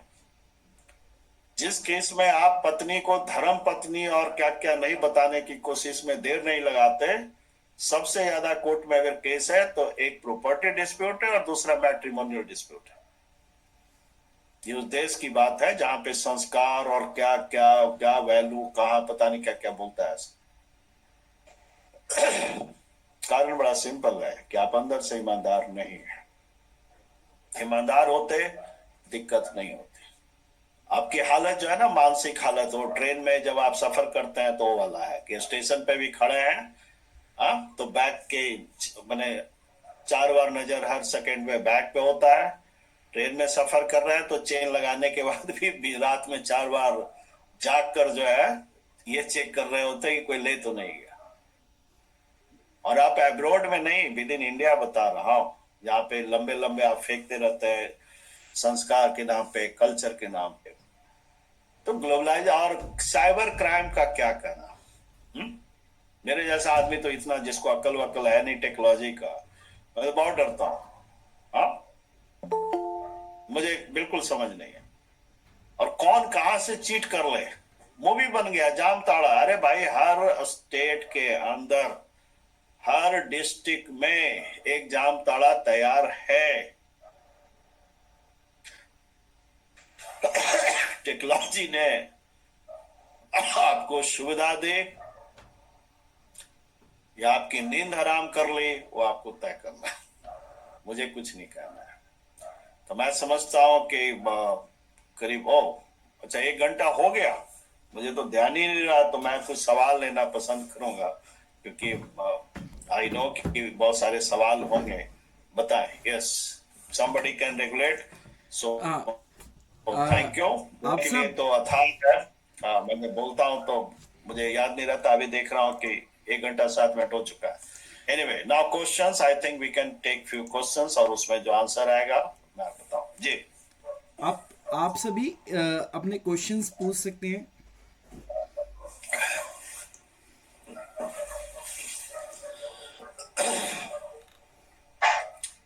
हाँ सर नमस्कार। हाँ नमस्कार। मैं sir Shyam Murari. I think I am the eldest among the people here. Okay, ये तो मेरे लिए ऑनर की बात है सर कि आप सुन रहे हैं। Actually, sir, I got this link from you and I have been very much interested कि कभी आपको सुनूं। और आपसे एक बार पर्सनली मिला भी हूँ दिल्ली यूनिवर्सिटी में। We have had snacks and tea in the canteen. क्या बात। So I was searching for an opportunity to get interaction and listen to you, and today I have got this opportunity. It was so nice, and I'm very delighted that I got so many. Thank you, sir. Feedback. It's an honor कि people like Yes, you are sir. listening me. I just want to. You have raised one point that 85 lakh crore people are getting relief from the government, and we are saying, the government is saying we are going to become the $5 trillion economy. So is it not contradictory to the statement of the government and the reality? नहीं, government का काम देखिए, जो सरकार में उनका काम है सरकार में बने रहना, और वो तो झूठ सच बोलना ही पड़ता है, उसमें कोई दिक्कत नहीं है। लेकिन ये 5 ट्रिलियन और 8 ट्रिलियन के अलावा भी एक रिपोर्ट आ रहा है कि देखिए ना कि पर इंडिविजुअल जो है कर्जा कितना बढ़ गया है। वही तो रिपोर्ट आपके सर, वो भी रिपोर्ट आपके सामने है ना। वही चीज तो मैं बता रहा हूँ ना कि द रिच गेट रिचर, तो सिर्फ इंडिविजुअल पे नहीं है, कंट्री पे भी होगा। ये जो है सर, एक सेकेंड मैं आ रहा हूँ आपकी बात पे। ये तो रिपोर्ट अभी आया हुआ, आप देख लें तो गूगल पे है कि कितना कर्जा जो इंडियन गवर्नमेंट पे बढ़ गया, पहले कितना था, और आप देख लें तो ये सब चलता रहता है। पॉलिटिक्स में तो मार्केटिंग करनी पड़ती है ना सर। Exactly. अरे जिस देश में लोग शादी ब्याह में झूठ बोलते हो, लड़का वाला से लेकर लड़की तक, तो सरकार के लोग अगर झूठ बोल रहे हैं तो कौन सा नया चीज है? मतलब इससे क्या परेशान होना है? जो पूरा तंत्री समाज से लेके शासन तक झूठ और लोग फरेब पे ही पड़ा हुआ हो, तो उसमें क्या, मैंने मुझे तो कोई ना तकलीफ है ना दुख है, मैं इसको दस्तूर के रूप में देखता हूँ। Exactly, sir. Exactly. हाँ जी, Thank you, sir.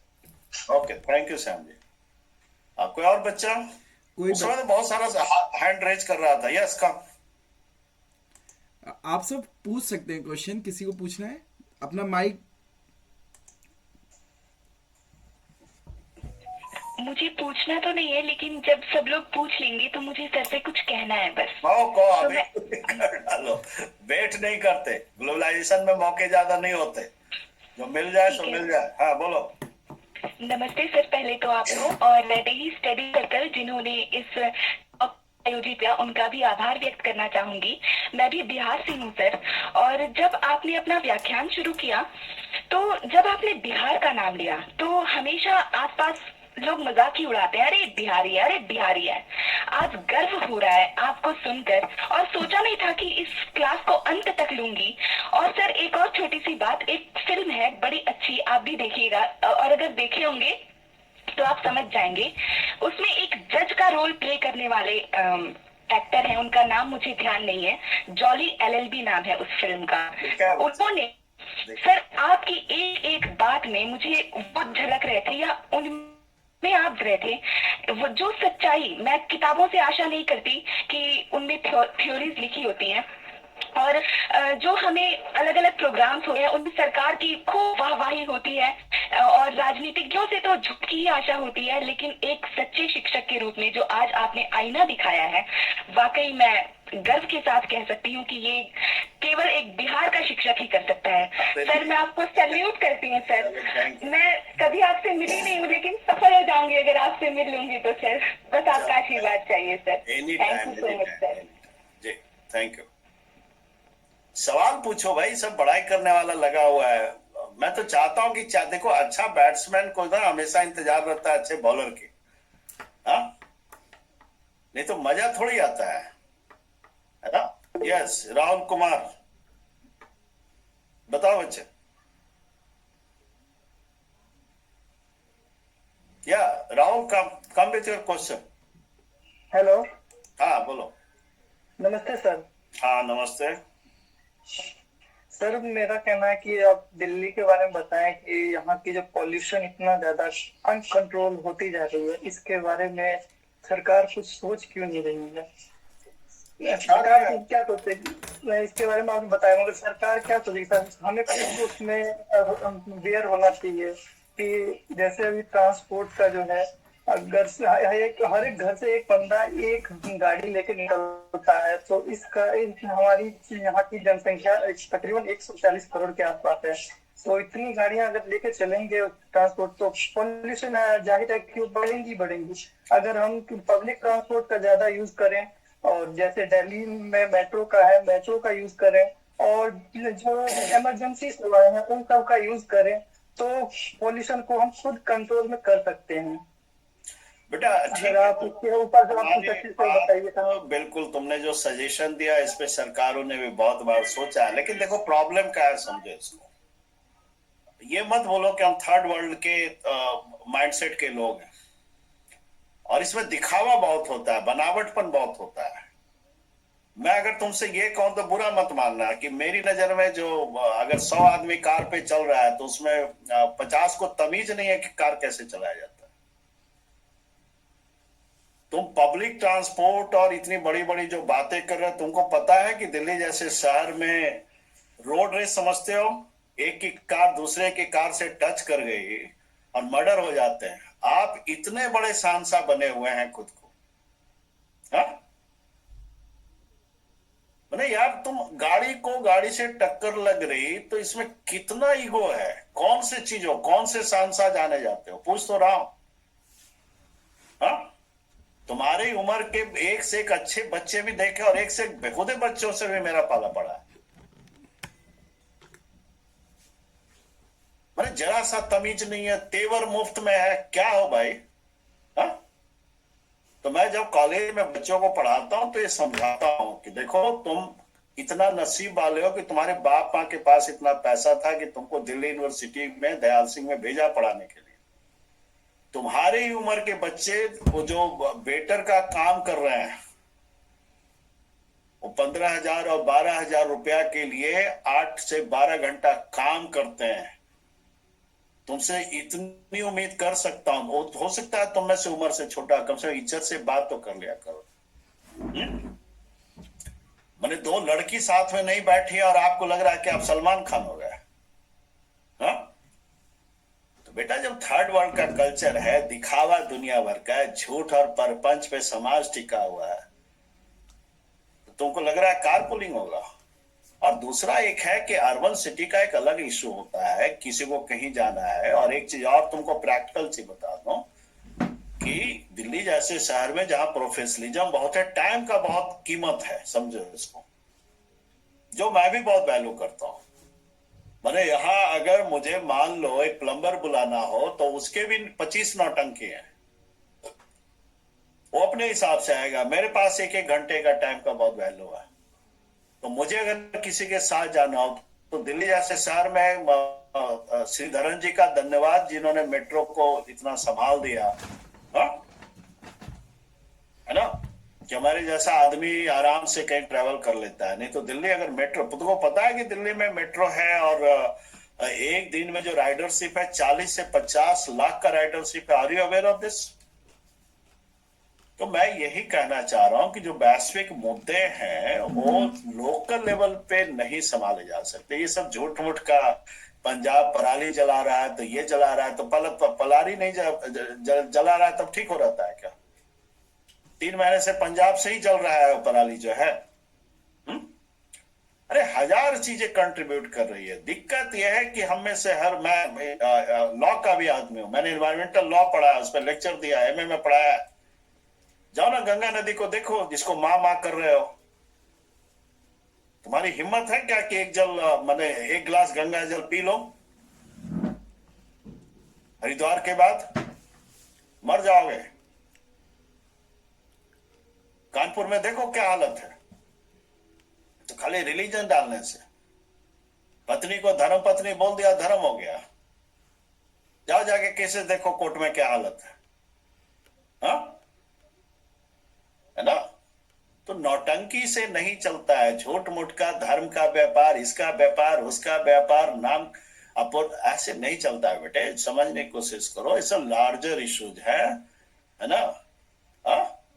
Regional imbalance का इशू है। आपने शहर का जो है बेतहाशा कर दिया है और जो छोटे मोटे जो पॉकेट्स थे उसको कंट्रोल नहीं कर पाए। Regional imbalance, I hope you understand, क्षेत्रीय असंतुलन है। और ये इसीलिए ये समस्या जो है हर उस शहर का है, हर कोई माइग्रेटरी हो गया है। तो वही चीज तो मैं बता रहा हूं। तो कारपूलिंग का एक्सपेरिमेंट 1000 बार आया, फेल हो गया, नहीं कह सकता। Try to understand this. अरे भाई इतना तुम रात दिन रिलीजन सब में घुसेड़े हो, नदी में भी गंगा मैया मैया करते रहते। जाओ ना तुम बनारस का पानी एक गिलास पी के दिखाओ मेरे को। हाँ, वहां ऋषिकेश में पी सकते हो।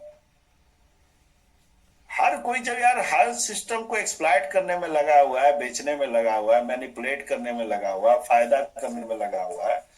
हाँ? और तुमको क्या लग रहा है कि इन्वायरमेंटल लॉ नहीं है? 1000 लॉ है। पॉल्यूटर पे प्रिंसिपल है कि जो पॉल्यूट कर रहा है वो पे करे। हुआ है क्या? हाँ? यही तो पूछ रहा हूं भैया कि इंडियन आम इंडियन का क्या 3 चीज में जिंदगी सिमटा हुआ है, 4 चीज में। या तो जाति पे टिक जाएगा, या उससे होगा तो धर्म पे आ जाएगा, धर्म से होगा तो बाल बच्चा पे आ जाएगा, और नहीं तो करप्शन करने में लगा रहेगा। और क्या रखा हुआ उसके? ज्यादा हुआ तो एक तीर्थ यात्रा कर लेगा, यहाँ वहां नहा लेगा। तुमको इकोनॉमी की हालत नहीं समझ? अभी एक श्याम साहब जो थे, श्याम क्या मुरारी है, क्या नाम है इनका, हाँ? इन्होंने कहा कि इतने ट्रिलियन है, तो जाओ ना कर्जा देखो, ट्रिलियन का हिसाब समझ में आ जाएगा। और स्टेट का विड्रॉल नहीं समझ में आ रहा है। अरे जब मैंने अपनी बात शुरू की थी बोकारो से, तो मैं कोई कहानी सुना रहा था क्या? मैं ये कहने की कोशिश कर रहा था कि 2000 तक वहां 40,000 एम्प्लॉय थे, पॉपुलेशन 4 गुना कम था। अब पॉपुलेशन जब 4 गुना बढ़ गया है तो एम्प्लॉय 9,000 हो गया, यानी 10 गुना 5 गुना से भी ज्यादा कम हो गया। यह स्टेट का विड्रॉल है। स्टेट का विड्रॉल का मतलब है कि अब आप मार्केट के हवाले हैं। पॉकेट में पैसा है तो बाजार में जाइए, जो खरीदना है, आदमी खरीदना है, औरत खरीदना है, सामान खरीदना है, घर खरीदना है, मकान खरीदना है, खरीदिए। और नहीं है तो आपको अपना ही घर वाला घर से बाहर कर देगा। I am sorry to use very harsh word, लेकिन स्टूडेंट हो तुमको जानना चाहिए। हाँ, तो Rahul I think you have got my point, it's a very serious issue, है ना? Yes sir. या चलो, एनी जय प्रकाश कुमार, बोलो बच्चे। सर नमस्कार। हाँ नमस्कार। सर मैं वैसे तो स्टूडेंट नहीं हूँ, लेकिन कब से आपको हम सुन रहे थे। बताइए जयप्रकाश जी। अच्छा वो जयप्रकाश जी बताएं बताएं, आपका फोटो पूरा दिख नहीं रहा है तो आप समझ गए। हाँ बताएं कैसे हैं, बताएं। अब तो पहचान में होंगे। हाँ हाँ बिल्कुल बिल्कुल बिल्कुल, बताएं। सर हाँ हाँ सर, टिप्पणी, कोई क्वेश्चन? क्वेश्चन नहीं, एक ऐसे सोशल नॉलेज चाहिए था। जी बताएं। पिछले 13-14 साल से हम रेल में काम कर रहे हैं, और जो ग्राफ आज से 10 साल पहले था सेंट्रल गवर्नमेंट एम्प्लॉय में हिंदी पट्टी का, वो ग्राफ काफी तेजी से गिर रहा है। तो क्या सुनना चाह रहे, बताएं, सच सच बता दें या वो बताएं से? हिंदी पट्टी का मतलब आप वही 3-4 राज्य आप समझ सकते हैं। हम अपने रेल में ही इसको वॉच कर रहे हैं, पिछले 8-10 सालों में बहुत तेजी से ग्राफ गिरा है, जबकि हम लोग के टाइम में अच्छा खासा था। चलिए इस पे यहाँ पे टिप्पणी नहीं करूंगा, आपसे फोन पे बात होगी तो बता दूंगा। जी, एनी मोर क्वेश्चन?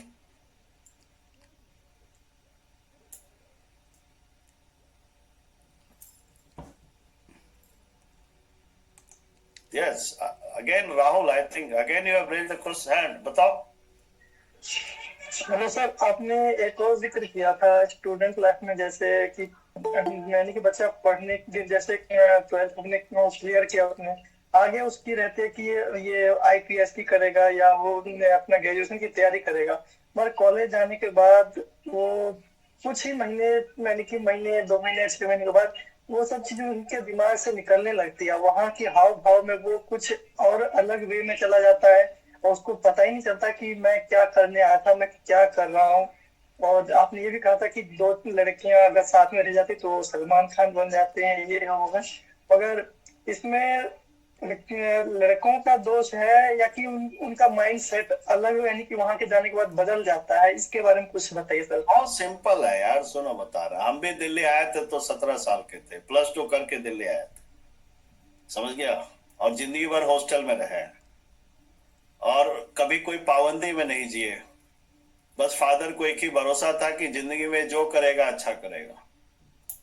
भाई तुम क्या करना चाहते हो, क्यों करना है, तुम तय करोगे ना। तुम अगर इतने हल्के फुल्के हो कि हर समय लोगों से प्रभावित हो जाए, हाँ, कोई अगर मुस्कुरा दे और तुम्हारा होश उड़ गया तो तुम्हारा हल्कापन है ना भाई।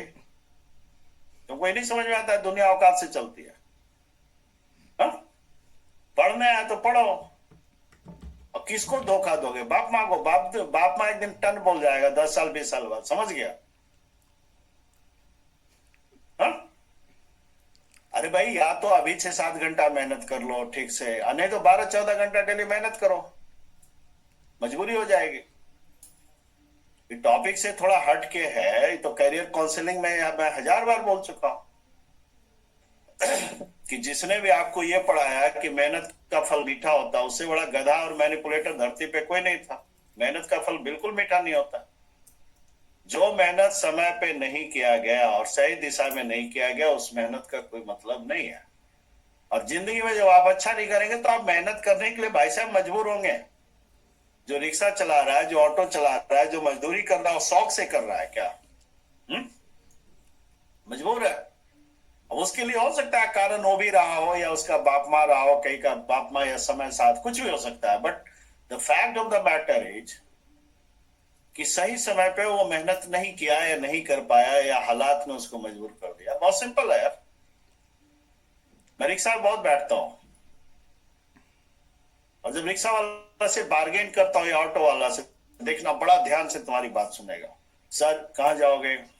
उससे हाँ बोलो मदर डेयरी, तो मदर डेयरी से आगे कितना 100 कदम दाएं बाएं, बड़ा ध्यान से सुन रहा है, जैसे एकदम लग रहा है कि वो है ना द्रोणाचार्य का शिष्य जो अर्जुन सुन रहा है कि एकदम हाँ मछली के आंख में ही धनुष भेद देना है, मैं उसको एक ही लाइन बोलता हूँ, कितना रुपया किलो नौटंकी कर रहा है इतना?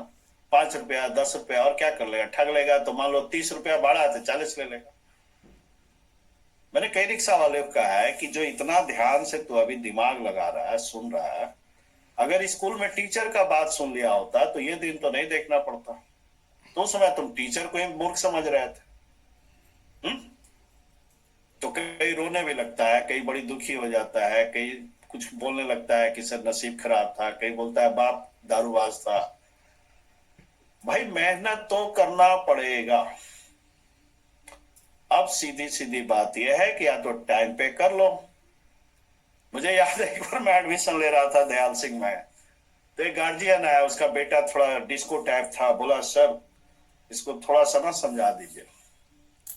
हमने उसके बाप के सामने कहा कि देख ऐसा है, कॉलेज आया है, अब तेरे सामने 2 ऑप्शन है, इकोनॉमिक्स ऑनर्स का था, या तो दयाल सिंह में ही लड़की के साथ डिस्को कर, एक ऑप्शन ये है, या दूसरा बहुत पढ़ा लिख जा और विदेश में लड़की के साथ डिस्को कर।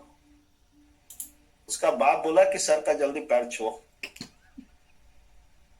अरे भाई तुम क्या लेके चले आए हो, क्या सपना है, क्या कर तुम तय करोगे ना जी। और हल्के फुल्के ये सब हवा के झोंके फोके आते रहते हैं, तो क्या मैंने बर्बाद हो जाओगे?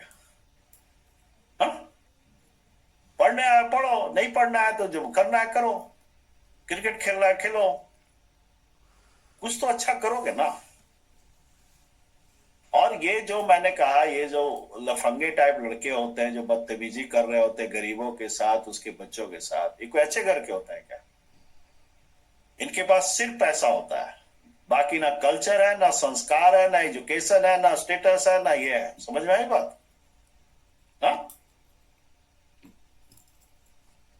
तुम्हारा बाप माँ संस्कार दिया है तो तुम किसी को बदतमीजी से पेश करोगे। हम एज ए प्रोफेसर आज तक किसी को तुम ताम नहीं किए।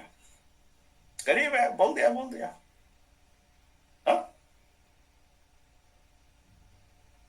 Try to understand this. तो आप जो करने आए वो करो ना, वो ज्यादा जरूरी है। Why to kill your time? और इतने डायरेक्शन लेस हो और इतने कमजोर हो कि हर समय डेली मोटिवेशनल स्पीच चाहिए क्या?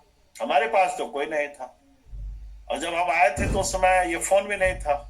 हाँ, पिताजी से बात होती थी चिट्ठी के माध्यम से, और चिट्ठी जाता था 10 दिन 7 दिन पहुंचने में और 7 दिन उधर से रिप्लाई आने में। तो 15 दिन बाद पता होता था कि अच्छा ओके सब ठीक ठाक है। तो आपको तय करना है बाबू कि क्या करना है। It is as simple as this. अब आप देख लो क्या करना है। क्लियर हुआ राहुल? और यार कमजोर आदमी का सिस्टम भाग जाओ ज्यादा अच्छा है। मैं एक और बात एज ए टीचर बोलता हूं, जो बहुत गंदा बात बोलता हूं। मैं यूपीएससी बच्चों को, आईएएस के बच्चों को गाइड करता हूं। तुमको पता है 12 लाख 13 लाख फॉर्म भरता है, 6-7 लाख एग्जाम देता है, और क्या चाहते हो कि 6-7 करोड़ दे एग्जाम? तो जो बर्बाद हो रहा है वो भी भला ही कर रहा है सिस्टम का। वो अपने बाप माँ और अपना नुकसान भले कर रहा हो, बाकी क्या दिक्कत है? पढ़ना नहीं चाह रहे, जबरदस्ती कैसे पढ़ा दे यार? हाँ, पढ़ना है पढ़ो। हम उठपटांग बच्चों में रत्ती भर टाइम नहीं लगाते। जिसके बाप माँ ने उसको चौपट कर रखा है उसमें हम क्यों मेहनत करें भाई? क्लियर हुआ? मैं एज ए टीचर जब क्लास में घुसता हूं, मेरे दिमाग में 3 तरह के बच्चे होते हैं। एक जो पढ़ने आया वो मेरे बड़े प्यारे होते हैं और मैं भी उनका बहुत प्यारा टीचर होता हूँ। दूसरा जो कंफ्यूज है लेकिन वो अच्छा बच्चा है, उसमें भी मैं बहुत मेहनत करता हूँ। तीसरा एक और कैटेगरी होता है जो कसम खा के आता है कि अच्छा हमको सुधार के तुम दिखा दो, तो उसमें क्यों मेहनत करे भाई? मेरा टाइम बहुत प्रीशियस है, क्यों मेहनत करें?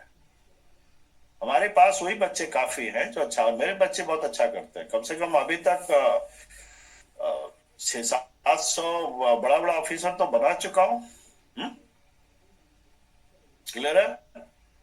और मैं उससे भी इसी अंदाज में बात करता हूँ। मत सोचना कि तुम जूनियर बच्चे हो तो तुमको इस तरह, ऐसा नहीं होता। उसी अंदाज में, मेरा अंदाज वही है। हाँ, है ना जी? ठीक है Rahul, I think you have got the point. Sanjay Kumar ji has raised hand. Yes, Yes. sir. थोड़ा गला खराब है. एनीवे बताएं संजय जी, योर क्वेश्चन.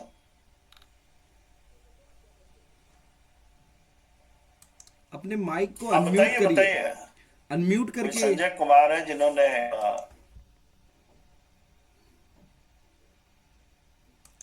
संजय जी आप अपने आप माइक को अनम्यूट करिए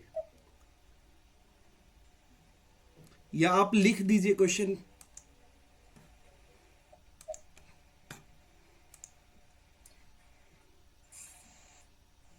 चलो एनीवे तो चलो बहुत को अच्छा लगा. कामनी मिश्रा एक लड़की है, इसको बहुत अच्छा लगा. मेरे लिए दिस इज गुड. सर हाँ हाँ हाँ रमन दा बताएं. नहीं सर, काफी अच्छा है. मैं सर ये ज्वाइन किया था और कुछ काम में बिजी था, चलिए अच्छी बात है. लेकिन ये है कि सर आपका जो बातें हैं, मुझे तो मैं कम से कम 7-8 साल हो गए हैं, आपका सानिध्य मुझे मिलता रहता है. और थैंक यू. मतलब जब भी मैं मिलता हूँ तो एक नया ऊर्जा के साथ एक नया एनर्जी मिलता है आपसे. अच्छा ऐसी बात है क्या? हाँ, चलो बिल्कुल सर, बिल्कुल. That's good. हाँ अगली बार से रमन जी टाइम से मेरे ज्वाइन बच्चे से करिएगा. नहीं सत्य में ज्वाइन कर सकता हूँ, तब बिजी हो गया था तो किसी काम. कोई नहीं या Sanjay ji I think you are there. अगर आप माइक ऑन करें और सवाल पूछें. हाँ अब आप बोलिए. जी बताएं. जी प्रणाम सर. हाँ प्रणाम प्रणाम बताएं. जी हम नवादा से बोल रहे हैं सर. ओ क्या बात. Thank you. जी वैसे तो आपसे यहाँ भेंट हुई है सर. हाँ मुझे याद है. हाँ और काफी मतलब एक तरह से नए जनरेशन के लिए आपकी जो बातें थी हमने काफी बारीकी से सुन रहे थे. उसको बहुत हम ध्यान से सुन रहा था और काफी सब प्रेरणीय. और जो सारा सिस्टम जो आज डिरेल हो गया है उसके जिम्मेवार तो हम कहीं न कहीं हैं सर. जी और आपने एक एक उदाहरण करके उसको इतना अच्छा से समझाया. चलिए थैंक यू कि आपको अच्छा लगा. हम बच्चों को भी सुना रहे थे. Okay good. मेरे लिए अच्छी बात यह है कि यंग बच्चे कामनी मिश्रा से लेके सीनियर लोग भी इसमें हैं और सबको अच्छा लगा. चलिए आई थिंक रमन सर को भी अच्छा लगा, तो ये तो अच्छी बात है. मेरे लिए as a speaker it's honour कि मैं सबसे कनेक्ट कर पाया, है ना. और सर ये Yes, sir. ये सर हम YouTube लाइव पे भी हैं और YouTube लाइव पे भी 24 लोग देख रहे हैं. वो 24. ओहो गुड. हाँ तो मेरा ये गला थोड़ा बैठा हुआ है तो इसलिए डर से मैं वो कैप पाने हुआ कि अगर ठंड लगी तो, लेकिन बीच में ठीक ठाक रहा. मुझे लग रहा था कि ज्यादा प्रॉब्लम होगा. गला थोड़ा सा कफिंग का प्रॉब्लम है पॉल्यूशन के कारण. उसके लिए मैं ज्यादा जिम्मेवार नहीं हूँ. बट एनीवे ये है तो करना पड़ेगा. एनीवे चलिए और कोई सवाल. किसी का कोई सवाल है तो पूछिए. कोई कुछ कहना चाहेगा, कोई अंतिम टिप्पणी. हेलो यस सर, मैं कंबाइंड स्टडी के बारे में बात कर रहा था कि बॉयज एंड बॉयज के साथ ज्यादा बेटर रहता है या बॉयज एंड गर्ल्स के साथ. कौन बोल रहे हैं? सर राहुल कुमार. हाँ क्या वो सवाल है? सर मैं स्टडी के बारे में बात कर रहा था कि कंबाइंड स्टडी ठीक रहता है या पर्सनल खुद यानी करना बेटर रहेगा. Combined group study. Group means group में आप यानी बॉयज के साथ आप कंफर्टेबल हैं या आप गर्ल्स के साथ में भी यानी पढ़ सकते हैं. ओ क्या बात है. ये तो तुम्हारी स्कूलिंग कहाँ से हुई है? सर मेरी बिहार से हुई है. नहीं स्कूल में कोएड था या सिर्फ बॉयज वाला स्कूल? नो सर, सिर्फ ओनली बॉयज वाला था. ये समस्या मुझे दिख रही है. ठीक है देखो बहुत सिंपल है यार. मैं बता रहा हूँ चाहे गर्ल्स हो या बॉयज हो, कोई अजूबा प्राणी थोड़ी है. हाँ? और जब तक प्रॉपरली इंटरेक्ट करना नहीं सीखोगे, जिंदगी में आगे नहीं बढ़ पाओगे। हम केवी वाले बहुत स्मार्ट बच्चे क्यों निकलते हैं? बचपन से गर्ल्स हमारे साथ पली बड़ी हैं और आज तो सब काफी सीनियर हो गई है, तो सबसे घरेलू संबंध है, हा? और आज भी मेरी जो क्लास की लड़कियां हैं या वो हैं, हम खुल के बात करते हैं। मतलब आज भी मैं 84 का मैट्रिक हूं। अगर मेरे क्लास की कोई लड़की है और उसने एक बहुत अच्छी सी फोटो डाली है, तो वहां पे तो कुछ नहीं लिखूंगा, लेकिन उसके पर्सनल व्हाट्सएप पे लिख सकता हूं कि आज बहुत सुंदर लग रही हो, और वहां से लिखेगी थैंक यू। मैंने अजूबा टाइप क्यों, मुझे ये नहीं समझ में आ रहा है। हाँ? मैंने ये तुम्हारे सिस्टम का प्रॉब्लम नहीं है कि खुल के बात नहीं कर सकते हो, नहीं। लेकिन दिक्कत क्या है जी, तो 10 बच्चा पैदा हो सकता है। अजीब वाला, बच्चे हवा में पैदा होते हैं क्या? अरे भैया सोचो इसको, as a brother can you talk to your sister की 2 बच्चा के बाद बंद करो? नो, हंगामा हो जाएगा। As a father you can't talk about sex education to your daughter? No.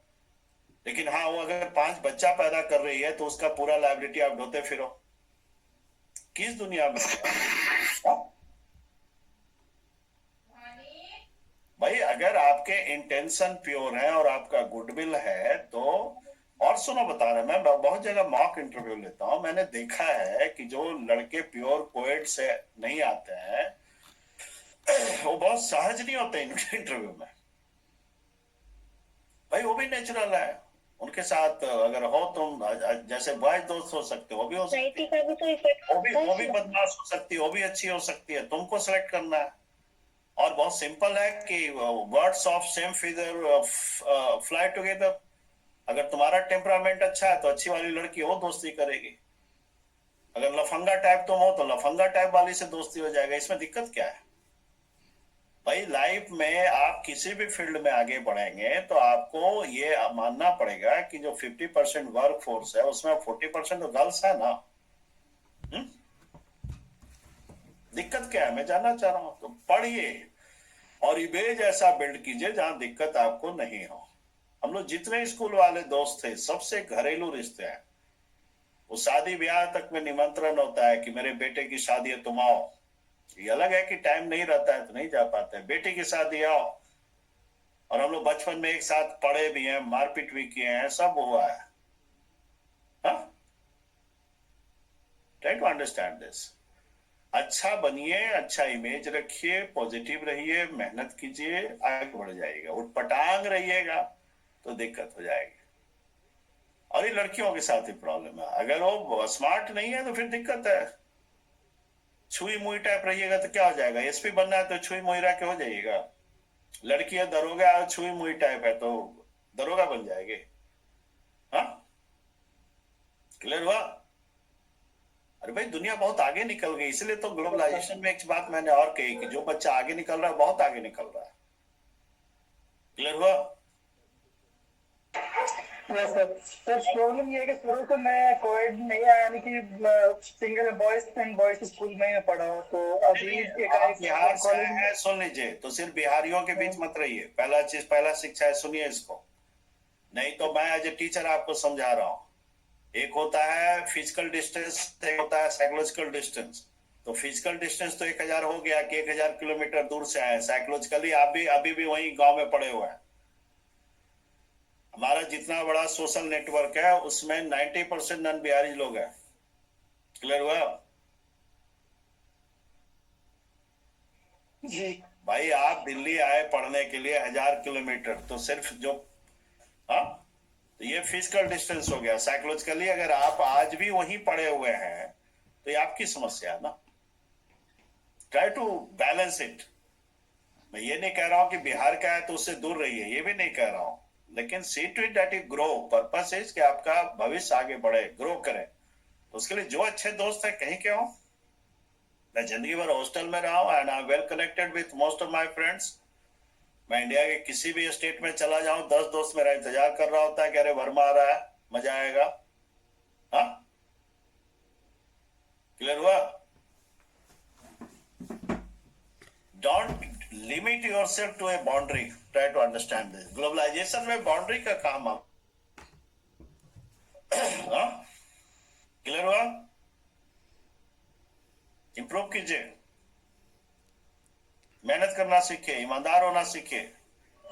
Hello हाँ सर, जैसे कि अभी एग्जाम चल रहे हैं और एग्जाम जैसे मेरा एग्जाम इसमें भी स्टडी करता हूँ, यानी कि एग्जाम टाइम में जाने के बाद वहाँ पे।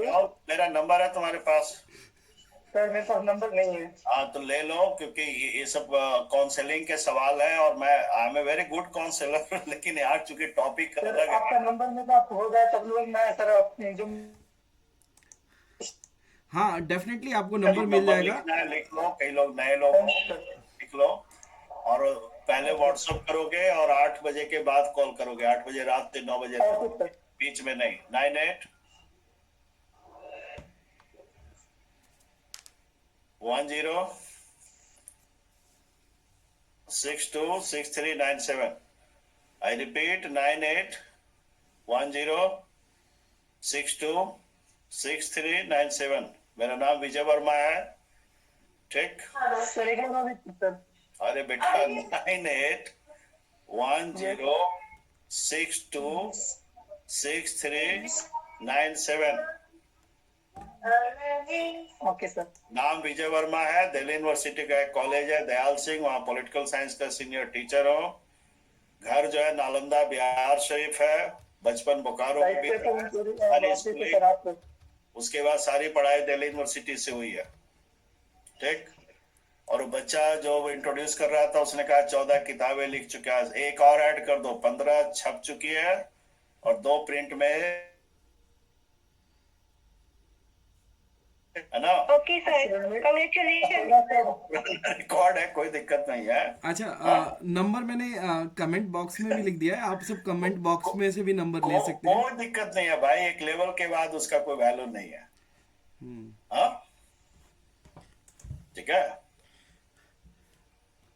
मैं 16 आज भी 6-7-8 घंटा से पढ़ता हूँ। सर हमारा सौभाग्य है कि आपसे पढ़ने के लिए मिला, वो भी हमारे बिहार के टीचर को पढ़ने के लिए हमें मिल रहा है। नहीं पढ़ो ना, हो सकती है। नहीं इसमें बिहार और यूपी नहीं करना है, पढ़ना है और अच्छा करना है और अच्छा आदमी बनना है। हाँ पढ़ के नहीं कि सिस्टम लूटने में लगे हुए हैं। हाँ और फिर पता लगा कि विजय वर्मा तुमको कलेक्टर बना दिया और फिर जेल में पकड़ा गया कि करप्शन करते पकड़े गए, वो वाला काम नहीं करना है, ठीक है? चलो और कुछ? चलो Kamini, you have written the number. तुम बेटा कहाँ से बोल रहे हो? कामनी शर्मा। सर मैं मुंडका से बोल रही हूँ, दिल्ली से सर। चलो कोई दिक्कत तो आई एम देयर। हाँ जी सर। चलो सर हमारे देश को आप जैसे शिक्षकों की जरूरत है, बस सर इतना ही। नहीं ठीक है ठीक है। हमें भी मेरे टीचरों ने बहुत मेहनत से पढ़ाया है, बहुत।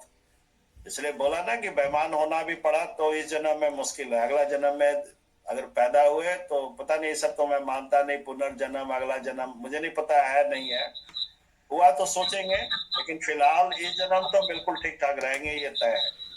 नहीं तो टीचरों को बहुत बुरा लगेगा। उन्होंने बड़ी उम्मीद से मुझे, मैं टॉपर था और मुझे टीचरों ने अपने कंधे और सर पे बैठाया। उतना मेरा कोई घरेलू बैकग्राउंड नहीं था कि मैं यहाँ तक पहुंचता, है ना। और इसलिए मैं ये भी बता दूं कि मैंने जितनी किताबें लिखी उसे मैक्सिमम अपने स्कूल के टीचरों को मैंने डेडिकेट किया है। मेरा मानना है मेरा यस एक क्वेश्चन है मेरा। हाँ बोलो। मैं सोच रहा हूँ मैं ही पूछता हूँ। हाँ सर क्वेश्चन ये है कि वैश्वीकरण और सामाजिक न्याय के बीच हम कैसे संबंध स्थापित कर सकते हैं, थोड़ा इसके ऊपर थोड़ा सा बताइए सर। वैश्वीकरण और सामाजिक न्याय के बीच हम कैसे संबंध स्थापित कर सकते हैं? मुझसे पूछ सामाजिक न्याय, सोशल जस्टिस। हाँ जी सर, क्योंकि जैसे आजकल मार्केट ओरिएंटेड है। नहीं तो एक सेकंड, कड़ा जवाब दो या तुम्हारा दिल रखने वाला जवाब दो? सर आप जो भी जवाब देंगे वो मेरे लिए काफी अच्छा होगा। वैश्वीकरण का जो कंसेप्ट है पूरा पूंजीवाद पे आधारित है। पूंजीवादी व्यवस्था में न्याय की कोई अवधारणा नहीं हो सकती है। अगर न्याय है तो प्रोसीजरल न्याय है और इसलिए उसका कोई मतलब नहीं है। Is it clear? हाँ जी सर। प्रोसीड्यूरल न्याय का मतलब ये होता है कि अगर आपके साथ अन्याय हुआ है तो आप कोर्ट जाएं, कचहरी जाएं, थाना जाएं, पुलिस जाए, और आपको पता है कि वो क्या सिस्टम है, कितना डिलेड है, उसमें कितना करप्शन है, कितना पैसे का इन्वॉल्वमेंट है। Is it clear? हाँ जी सर। हाँ जी। तो मेरा जवाब तो सर ये है। बाकी जो सिस्टम वाला जवाब है वो मैं आपको बता देता हूं कि प्राइवेट सेक्टर में भी कॉर्पोरेट सोशल रिस्पॉन्सिबिलिटी है कि अगर आप प्राइवेट सेक्टर हैं, बहुत रुपये आपने कमाया है तो इसका इतना परसेंट जो है सामाजिक न्याय में गरीब में बांटे, ये बांटे, वो बांटे करते रहते हैं। ठीक। हाँ जी सर। और मेरे कुछ दोस्त यार बड़े पोस्ट पे हैं तो उनको मैं ठगता भी रहता हूँ। हाँ, कह रहे कॉर्पोरेट सोशल रिस्पॉन्सिबिलिटी में मेरी कोई स्टूडेंट है, वो एनजीओ चलाती है, अनाथ बच्चों को खाना खिलाती है, कुछ पैसा दो। हाँ, तो दोस्त है, अच्छा दोस्त है तो गाली भी देता हूँ, उससे चाय भी पीता हूँ और पैसे लाके भी उनको देता हूँ। मैं भी छोटा मोटा 10,000, 2,000, 5,000 कभी कभी कंट्रीब्यूट करके खुश रहता हूँ। जिस दिल्ली यूनिवर्सिटी कैंपस में रमन बाबू आप घूम रहे हैं, मैं 36 साल से घूम रहा हूँ। नहीं सर। मैं जब आया था तो उस समय पूरे यूनिवर्सिटी में 4 भिखारी मुझे नजर नहीं आते थे।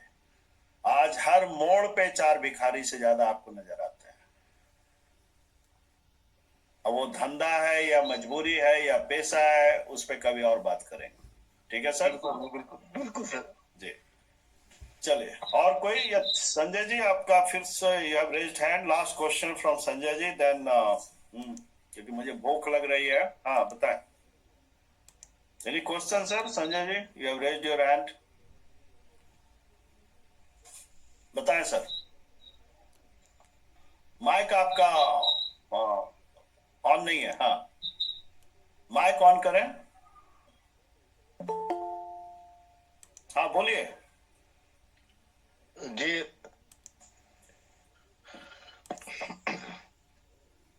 जी सर, ये बताएं। हाँ, ये कह रहे सर कि इधर में आप कब बिहार दौरा होगा सर? बिहार देखिए, मैं सच्चाई है कि मैं जाता रहता हूँ पीएचडी वाइवा लेने, ये लेने। अभी मैं दरभंगा गया था और 26 तारीख, कब है आज, कितना तारीख हो गया? 24 हो गया ना जी। हाँ, 26 को अमेठी जा रहा हूँ पीएचडी वाइवा लेने। कुछ दिन में हो सकता है गया जाऊं, फिर भागलपुर जाऊं, लेकिन वो जाना आना लगा रहता है और बहुत प्लान्ड वे में नहीं होता। नहीं तो इधर गया ये सब दौरा रहेगा तो फिर तो हम लोग यहाँ पर नजदीक में चलिए, लिख दूंगा कि मैं आ रहा हूँ, तो जिनको मिलना हो, चाय पीनी हो साथ में, हाँ तो पी लेंगे, अच्छा लगेगा। मैं आता जाता रहता हूँ, मतलब एकेडमी काम से। अभी मैं बनारस गया हुआ था 3 दिन, एक नेशनल कॉन्फ्रेंस था। हाँ, तो ये सब चलता रहता है। जब मास्टर का काम क्या है, बच्चों को पढ़ाइए, डांटिए, संभालिए, उसको संजोग कर रखिए, बीच में लेक्चर दीजिए, खुद पढ़िए, क्योंकि नहीं पढ़ेंगे तो आप उनको क्या प्रभावित करेंगे। आजकल का तो 80% टीचर का दिक्कत है ना कि पढ़ाता भी नहीं है, ना पढ़ता है, ना पढ़ाता है, ना उसको कुछ आता जाता है, तो बच्चे क्या उससे इंस्पायर होंगे? सवाल तो वहां है। सही बात है ना? मेरे तो अभी भी 6-7 बच्चे सिविल सर्विसेज मेंस क्वालिफाई किए हैं, है ना? चलिए, okay. So Satyam, please disclose, इसको क्लोज करो। ओके, बहुत बहुत धन्यवाद सर, और बहुत बहुत धन्यवाद जितने भी हमारे दर्शक हैं, व्यूअर्स हैं, आप सभी का बहुत बहुत धन्यवाद। और इस कार्यक्रम को यहीं पे हम समापन करते हैं। हम अगले टॉक्स में आएंगे, लेक्चर में आएंगे, एक अच्छा टॉपिक लेके, एक अच्छा विषय लेकर, और सर से यही मांग करेंगे कि वो हमारे लिए थोड़ा सा टाइम निकालते रहें। नहीं, I am any day available for any good couch. तुमको बोला ना कि देखो, मैं सुधरा हुआ आदमी नहीं हूँ, लेकिन मेरे टीचरों ने मेरे ऊपर इतना आसान किया कि मैं बिगड़ ही नहीं सकता। प्रॉब्लम वहां है, और ये सारा क्रेडिट KB2 बोकारो के टीचरों को जाता है। अभी भी मैं तुमको बताऊं कि कल ही परसों मैंने मेरी जो लास्ट 15वीं बुक आई ह्यूमन राइट, हाँ, वो भी मैंने अपने स्कूल टीचर पूर्णिमा कपूर मैम को डेडिकेट किया, और मैं उनसे कई साल से मिला नहीं था। मैं टाइम निकाल के जो है उनके घर गया, उनका आशीर्वाद लिया, पैर छुआ, हाँ, और बहुत खुश हुई। मैंने फेसबुक पे फोटो लगाया, देखो। और जो देखना चाहते हो ये भी देखो कि कितने स्मार्ट टीचरों से मैं पढ़ा हूं, ये भी देखो। मैं जिन टीचरों से पढ़ा उतना खूबसूरत, उतना स्मार्ट, उतना डेडिकेटेड, उतना ईमानदार टीचर धरती पे पहले भी कम थे और आज तो नहीं के बराबर है। समझ में आई बात? तो आसान है उनका। तो इस जन्म में तो गड़बड़ नहीं करूंगा चाहे कुछ हो जाए, लेकिन ऐसा नहीं है कि गड़बड़ क्या होता है नहीं पता है या गड़बड़ कैसे होता है ये नहीं पता है। जैसे एक अच्छा आईपीएस होता है, उसको सब पता है कि चोरी क्या होती है, चोरी कैसे की जाती है, चोर क्या क्या सोच सकता है, लेकिन वो खुद चोर नहीं होता। मेरी भी लिमिटेशन यही है। और सो थैंक यू। अच्छा लगा कि यंग बच्चे से लेके सीनियर तक लोग थे और उन्होंने मुझे सुना। मेरा गला कुछ खराब था लेकिन बोलते बोलते ठीक ही हो गया। ये भी एक अच्छी बात है, एक उपलब्धि रही आज की। चलो ओके, गुड नाइट एवरीबॉडी। चलो यस सर, यस सर, हम अपने कार्यक्रम को बढ़ाते हैं आगे। बहुत बहुत धन्यवाद सर। बहुत बहुत okay, good night. So I am living now. Okay okay okay.